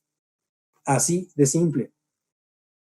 Obvio, el resto de los mexicanos que no han escuchado esta charla, pues no saben que tienen esas ventajas constitucionales que podríamos estar demandándole al gobierno para que nos los respete. Ahora, decía yo que es un problema de instrumentación, porque para que yo pueda acusar al gobierno mexicano, pues tengo que encontrar la instancia ante quien acusar. Y entonces supongamos que me quedo en el ámbito doméstico y entonces voy a la 6ª visitaduría de la Comisión Nacional de Derechos Humanos y ahí pongo mi queja. Pero si yo no voy y me quejo, la Comisión Nacional no va a averiguar de natural. Ellos necesitan una queja. Si voy yo solito, pues van a decir es el doctor Rueda contra el gobierno mexicano. Pero también puede ir un colectivo de mexicanos que digan, todos los aquí firmantes, pues estamos demandando al gobierno porque está violando mis derechos humanos, porque no está haciendo una política climática de acuerdo a lo que tiene que hacer. Ok, cambiando un poquito, la ganadería. Pues resulta ser que el sector agrosilvopastoril pues sí tiene que ver. De hecho, digamos que en cuanto a las fuentes y sectores de emisión, debe ser el tercer rubro de las fuentes de emisión en el Estado mexicano. Y el problema del manejo está en el hecho de que sí sabemos cuáles son las fuentes de emisión, sabemos dónde están, pero el problema está en que no hay unas formas adecuadas de controlarla, es decir, no hay una política pública específica para el sector, cuando menos no en este sexenio. Yo no he visto el programa del área de ganadería que tenga los elementos climáticos y que digan, bueno, a ver, uno de los problemas del sector es la generación de gas metano, evidentemente los eructos de las vacas, y bueno, ¿qué les cuento? Pues sí tiene que ver, sí está vinculado con cambio climático, pero no hay una política pública en esta área en lo específico. Lo bueno o lo malo es que esto lo vinculo con lo que decía hace rato. No es solamente la Secretaría de Medio Ambiente la que tiene la responsabilidad de ver el tema climático. Aquí, ojo, desde el año del 2005, el gobierno mexicano, en ese momento estaba Vicente Fox, creó a través de un decreto presidencial la Comisión Intersecretarial de Cambio Climático. Esta comisión intersecretarial se transformó un poquito, se rescató en la Ley General de Cambio Climático vigente desde el año del 2012 y rescata la figura del consejo de la comisión, pero y además crea el Sistema Nacional de Cambio Climático, que es encabezado por el presidente de la República, por la Secretaría de Gobernación, la Cámara de los Diputados, las 32 entidades federativas, la Conferencia Nacional de Gobernadores, etcétera, etcétera. Pero cuando hablamos de la Comisión Intersecretarial, resulta ser que el gobierno mexicano de aquellos años sí entendió que el tema de cambio climático no es estrictamente un tema ambiental, sino que es un tema de carácter transversal. Entonces, en esta comisión participan desde la Cancillería, el INEGI, la Secretaría de Salud, la Secretaría de Medio Ambiente, la Secretaría de Economía, la Secretaría de Hacienda y Crédito Público, porque es la que pone los dineros, y un sinfín. En total son 16 dependencias federales las que tienen que ver con cambio climático. Es decir, uno tendría que estar buscando los 16 programas de gobierno de estas dependencias involucradas y el Programa Especial de Cambio Climático para ver a qué se está comprometiendo el gobierno mexicano. Yo no he revisado todo porque resulta ser que el elemento climático está ausente por todos lados. Incluso la Secretaría de Educación está colocada en esta comisión intersecretarial. Entonces, el problema de cambio climático en México no es solamente una visión de carácter ambiental, está visto como un tema estructural de carácter transversal a toda la política pública de México, pero el problema es que no estamos viendo que suceda algo, ¿no? Sí, Jacqueline Gómez pregunta, dentro de los estudios prospectivos, ¿se tiene contemplada la extinción de la especie humana en los casos catastróficos? ¿O todos los estudios contemplan a la especie con posibilidades de sobrevivencia, incluso en los peores escenarios? Elena Mondragón pregunta si la producción y uso de biocombustibles son alternativas reales y promisorias y cuánto contribuye la alimentación humana al cambio climático. Ay, ay, ay. En los peores escenarios, mejor dicho, al revés, en ninguno, incluso los peores escenarios, la especie humana desaparece. Se le presentan como grandes retos, crisis humanitarias. La literatura científica hasta el momento, y que ha sido documentada por el IPCC, habla de retos a la seguridad humana, pero no habla de la posibilidad de la extinción, por lo menos no de nosotros. Y esto tiene que ver, por ejemplo, y este ejemplo siempre lo pongo, o sea, la especie humana, junto con las cucarachas, somos los únicos que estamos en todos los ecosistemas del mundo. Así, tal cual. Del norte al sur y de este a oeste, somos los únicos, somos dos especies biológicas que tenemos esa cualidad. Ahora, la desventaja o ventaja, pues nosotros para poder sobrevivir, digo, no somos como los perros, perdón. Digo, los perros, si les pones un suéter, pues el perro ya trae su pelaje natural de entrada, o sea, no requeriría de un suéter. Tiene dientes suficientemente fuertes para comer carne. Cada especie tiene no solamente un lugar en un nicho ecológico, sino que tiene ciertas características específicas que le permiten sobrevivir. Claro, si les altera uno el sistema climático, es altamente probable que la elevación de la temperatura, la modificación de la precipitación pluvial, altere sus estándares de nicho ecológico y, por tanto, el proceso de adaptación de una especie biológica de forma natural no se logra. Ahora, la ventaja nuestra, y es allí donde están nuestros procesos de adaptación no son físico-biológicos, son de instrumentos. Es decir, hoy día, pues en lugar de tener un pelaje grueso en los brazos, tenemos un suéter, por ejemplo. Si estamos medio mal de los ojos, pues nos ponemos un chunche ahí enfrente y vemos bien. Para poder vivir requerimos un departamento no una cueva, o no dormimos encima de un árbol. Es decir, por eso es que no se plantea el escenario de la desaparición de la especie, porque estamos pensando, o está la comunidad académica sigue en la lógica de que algo va a poder ser el hombre que le permita sobrevivir. Y por ello es que entran los temas de geoingeniería, por ejemplo, o entran los llamados procesos de adaptación social, porque, por ejemplo, supongamos que viene el huracán, lo que tienes que hacer es dos opciones: o te quedas o te sales. Y si te quedas, sabes que te arriesgas. Es altamente probable que puedas morir ahogado, que te lleve el huracán, literalmente, o que una fatalidad se te presente, pero tienes la opción del razonamiento individual que te permite saber qué hacer y qué no hacer. Si decides irte, dejas resguardada tu casa y la estás disque protegiendo. Claro, la proteges de la naturaleza, pero no de que alguien se pueda meter y te robe. Entonces, la adaptación social arranca por tener conocimiento del problema al que se están enfrentando y después qué tipo de acción y reacción tiene uno ante el problema para, en principio, poner pies en polvorosa, salvarse uno mismo, y a partir de eso comienza, como decíamos hace rato, ¿no? El proceso de toma de decisiones parte de la información. Si yo no tengo la información correcta, adecuada, en el momento oportuno, pues puede ser que no me alcance el tiempo para salir corriendo. Para eso es que existen, por ejemplo, los semáforos de alerta, por ejemplo, en el caso específico del Popocatépetl, porque entonces tenemos planes de acción a nivel social, donde la gente se supone que tendría que saber qué hacer. Obviamente, para saber qué hacer en un huracán, pues es la gente que vive en la zona la que sabe qué hacer en un huracán. Si a mí me mandan a una zona de huracán, pues les puedo decir que yo sí sabría qué hacer porque crecí en una zona de huracanes. Hoy día vivo en la Ciudad de México, pero el conocimiento no lo he perdido. Supongamos que va alguien que es un turista y pues no sabe ni qué. A ese es al que hay que preocuparse y enseñarle en ese momento.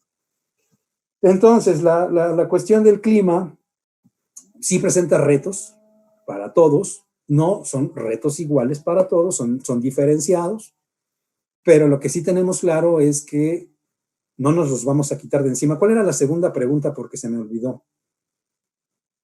Sí, si la producción y el uso de biocombustibles son alternativas reales y promisorias, Híjole, y cuánto contribuye la alimentación humana al cambio climático. la alimentación humana en sí tendría uno que desagregar la parte productiva, es decir, cuánto del campo se ha modificado, se ha fragmentado para poder hacer zonas de cultivo, por ejemplo, y eso genera gases de efecto invernadero. Evidentemente, la cuestión de los desechos que genera gas metano también tiene que ver y está vinculado.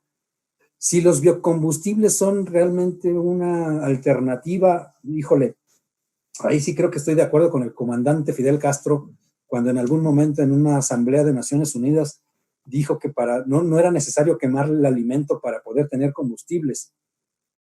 Y yo creo básicamente lo mismo, es un área donde sí, igual uno podría decir, bueno, es que vamos a utilizar los desechos de ciertos productos que se transforman en energía, ¿no?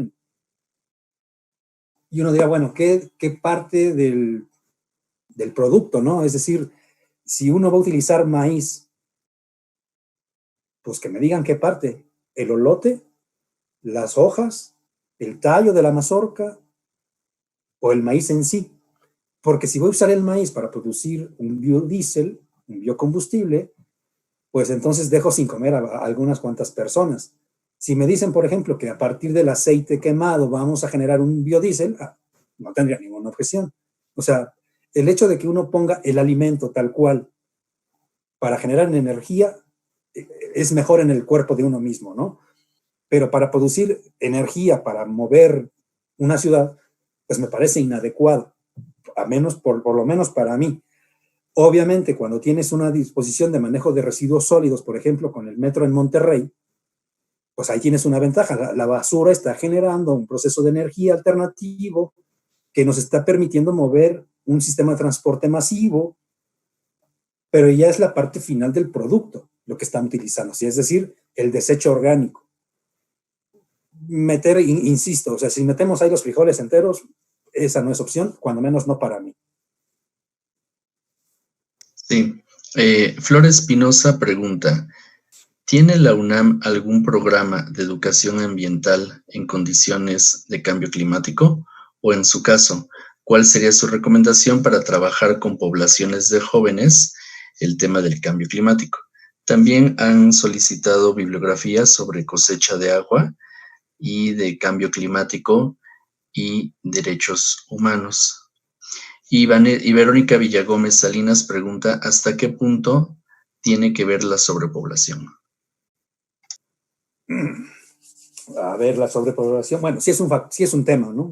Digo, no es lo mismo que en una casa vivan 4 que vivan 8. Hay un doble de consumo en todo y gasto, obviamente. Pero aquí no olvidemos algo que también es relevante, es decir, hay algo que se llama política de densidad poblacional que está en el mundo desde la década de los 50, 60, por ahí, después de la explosión demográfica de los 50, pues alguien se comenzó a preocupar porque ya éramos muchitos, ¿no? Y entonces en México existe el CONAPO, por ejemplo, o existía, ya no sé si siga existiendo con estas situaciones ahora, que se encargaba de hacer estas políticas y campañas de medios para concientizar a las personas al respecto de que una familia pequeña vive mejor. Es decir, sí tenemos un problema grande de población en el mundo. Se supone que la tendencia demográfica va a continuar y evidentemente no es lo mismo que 5,000 millones de personas demanden alimentos a que lo hagan 15,000 millones. Lo otro es qué tipo de cosas se está solicitando. Porque hoy día, digo, yo recuerdo cuando de pronto salen los memes y te dicen, si usaste un Nokia tal, ya estás muy viejito, ¿no? Entonces aquí es básicamente lo mismo, ¿no? Es decir, hoy día todo el mundo trae un celular. Todo el mundo tiene una computadora. Y no quiere decir que eso sea malo, ¿no? Quiere decir que somos muchos miles de millones demandando lo mismo. Teléfonos, energía, alimentos, salud, vivienda.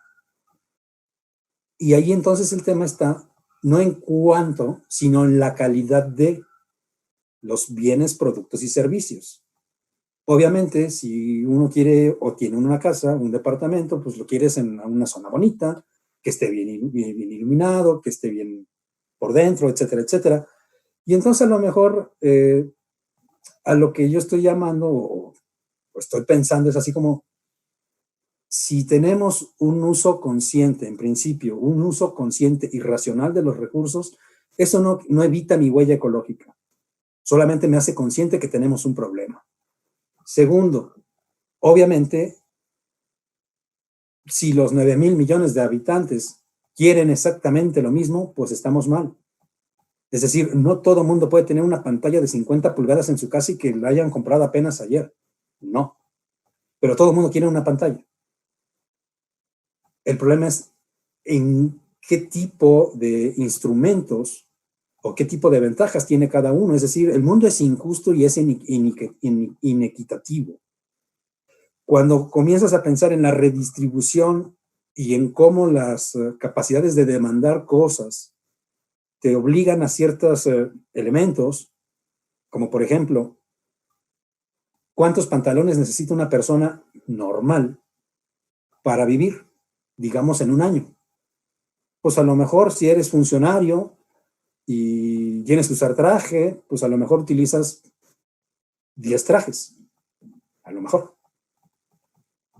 Pero si además ya estás en esta cuestión como yo, pues dices, ¿sabes qué? La verdad es que 10 trajes no me sirven, yo nomás necesito 2. Y si los vas combinando, tienes 4 juegos, tal cual. Pero ese es un problema de conceptos, de conciencia individual al respecto de qué hacer. Ahora, si la UNAM tiene una materia, un programa educativo en cambio climático, pues estamos como el resto del país. No lo tenemos. Es decir, propusimos hace algunos años a la rectoría una carrera en cambio climático, no nos fue aceptada. Seguimos peleándonos para ver si es que se abre una carrera multidisciplinaria en cambio climático.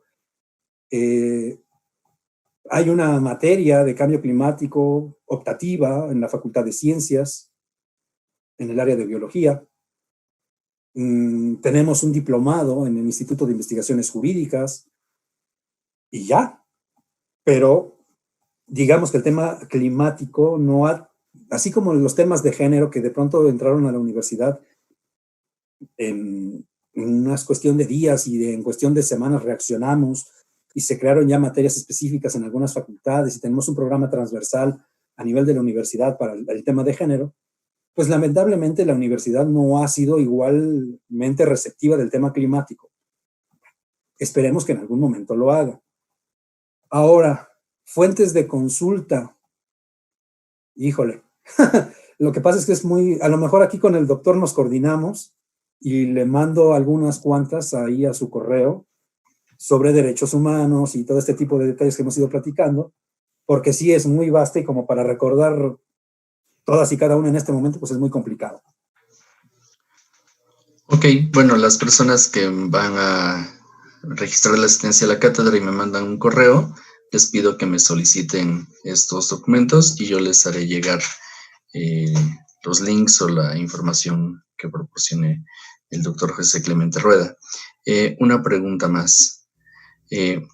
César Alejandro Gabriel Fonseca pregunta, ¿usted cree que verdaderamente las manifestaciones generen cambios en las esferas políticas?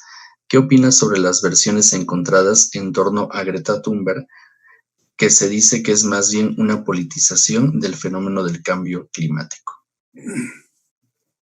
A ver, la manifestación en sí por sí misma no arregla nada. El punto es, por ejemplo, la primera manifestación que hicieron en México, tras la bandera del FFF, pues resulta ser que trazaron mal el plano.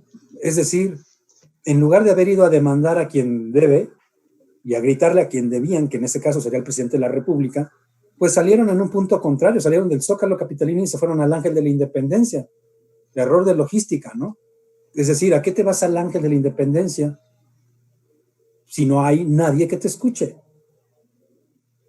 Entonces, son detalles que de pronto los chavos van aprendiendo.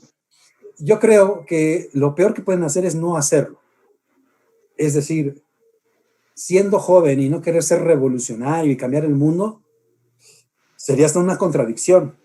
Ahora, sí, en efecto, yo no creo que las manifestaciones por sí y en sí mismas logren modificar algo, menos cuando el que está del otro lado no quiere escuchar. Para eso se requiere, es como en un proceso de comunicación, o sea, se requieren dos actores que estén dispuestos y disponibles a establecer un diálogo donde ambas partes estén dispuestos a ceder, donde ambas partes quieran avanzar. Pero si uno de plano dice, no, pues yo voy por el petróleo y el Tren Maya y tal, pues se acabó el punto de encuentro, ¿no? O como cuando de pronto, perdón por lo que voy a decir, pero esto es cierto, y si no me creen lo pueden cotejar, como cuando te dicen, oye, fíjate que en el tren transísmico o el que sea, pues ¿dónde estaban los ambientalistas hace 100 años que no se opusieron al trazado del tren? Espérate tantito, ¿no? Entonces, de pronto, el presidente de la República tiene estos afanes raros, donde por un lado, un día agarra los medios de comunicación y al día siguiente agarra empresarios, y el día que sigue son académicos, y al día que sigue son investigadores, y al día que sigue son los ambientalistas, y pinta para todos lados. Entonces, si tienes a un presidente que vive en el año pasado, perdón, y tiene un programa de gobierno del siglo pasado, y piensa como en el siglo pasado, y tenemos un problema de futuro, pues entonces tenemos un problema. Él no está en el presente. Y en este presente tenemos que estar, y esto es a lo que siempre llamo a todo el mundo, a seguir haciendo conciencia, a seguir trabajando, a seguir haciendo lo que a uno le toca. Es decir, a mí me toca seguir investigando, me toca seguir divulgando, me toca seguir comunicando, tener estos procesos, seguir dirigiendo tesis, pero también me toca ir a campo, me toca ir a ver comunidades cuando están en riesgo, hacer este puente entre la academia y la sociedad civil organizada y la que no está organizada, para que tengan el tema de primera mano. Y cada quien, que ese es el punto, cada quien desde su trinchera, desde su lugar, cuando uno ya sabe el tema, a lo mejor no importa convencer al presidente, a lo mejor toca que convenza yo a la novia, a la pareja, al amigo de enfrente, al vecino, para hacerlos conscientes. Es decir, yo decía, bueno, yo vivo en un edificio donde afortunadamente pues nos hemos puesto de acuerdo todos, pero para podernos poner de acuerdo, primero tuve que hablar con todos. Y les tuve que poner un video y les di clases y les enseñé cambio climático para que vieran la preocupación que yo traigo todos los días, por ejemplo, porque lo que hemos visto en este escenario el día de hoy, pues ha sido un piquito solamente de la cantidad de información que existe en el IPCC y de lo que existe en el mundo, que aparece todos los días. Es decir, aquí solamente fue así como, pum, un arrocito entrando a un balde de agua, que es una semillita. Yo espero, y ya casi para cerrar, porque estamos a punto, yo espero que esta sesión haya sido productiva, es decir, tanto para mí como para los que están en la parte virtual, porque con el hecho de que uno solo de los que están presenciando el evento se haya ido convencido o se haya ido preocupado, yo ya la hice. Es decir, si los dejé preocupados, pues hay alguien que va a seguir averiguando por su propia cuenta. Si los dejé convencidos, pues ya le hicimos, porque entonces no solamente voy a tener un fan más en mi página de Facebook, sino porque habremos logrado el objetivo, es decir, colocar semillitas, gente que se haga consciente, porque existe algo. Yo he estado muy en contacto con los pedagogos europeos y de pronto dicen que hay un proceso crítico en la educación climática, y es que nos quedamos en la alfabetización climática, que es decir, en la parte introductoria y en los temas de carácter científico, pero que es muy complicado que un científico entre a los temas sociales, a la parte política, a la parte legislativa, a la parte normativa, porque no tienen la formación académica. Entonces, de pronto esta semillita que uno lanza es como el primer principio de alfabetización, porque resulta ser que de pronto uno da por hecho que la gente sabe, o al contrario, que la gente no sabe. Y cuando la gente sabe y la que no sabe, este tipo de espacios lo que nos permiten es como anclar y eslabonar de manera correcta esos conocimientos que están por ahí. Y esto lo digo porque estoy dirigiendo una tesis de un amigo, de un estudiante en la Facultad de Ciencias, que nos dio curiosidad saber qué saben los chicos de bachillerato, por ejemplo, del tema climático. Y resulta ser que el 80% de los encuestados, que fueron 1,000 personas en diversos planteles de bachillerato, el 80% saben de cambio climático, pero lo aprendieron en Internet. Y lo aprendieron en las redes sociales, y lo aprendieron en Facebook y en YouTube y en cosas de esas. Y entonces de pronto cuando comienza uno a diagnosticar de dónde viene la información y la calidad de información, pues resulta ser que la calidad de información de pronto tiene un sesgo y está hacia el fatalismo climático o el catastrofismo ambiental, donde evidentemente es lo que se maneja en los medios. Entonces, por eso es que es interesante saber qué están estudiando los jóvenes, de dónde están adquiriendo la información, y para eso este tipo de encuentros son muy buenos. Bueno, pues muchísimas gracias, doctor José Clemente Rueda Abad, por esta plática, por esta sensibilización, y confío en que estas peticiones que algunas de las personas que han seguido la transmisión sobre bibliografía y demás, pues verdaderamente lo consulten, lo lean, y que contemos con usted en otra sesión aquí en la Cátedra de Biótica. Muchas gracias. Muchas gracias a ti.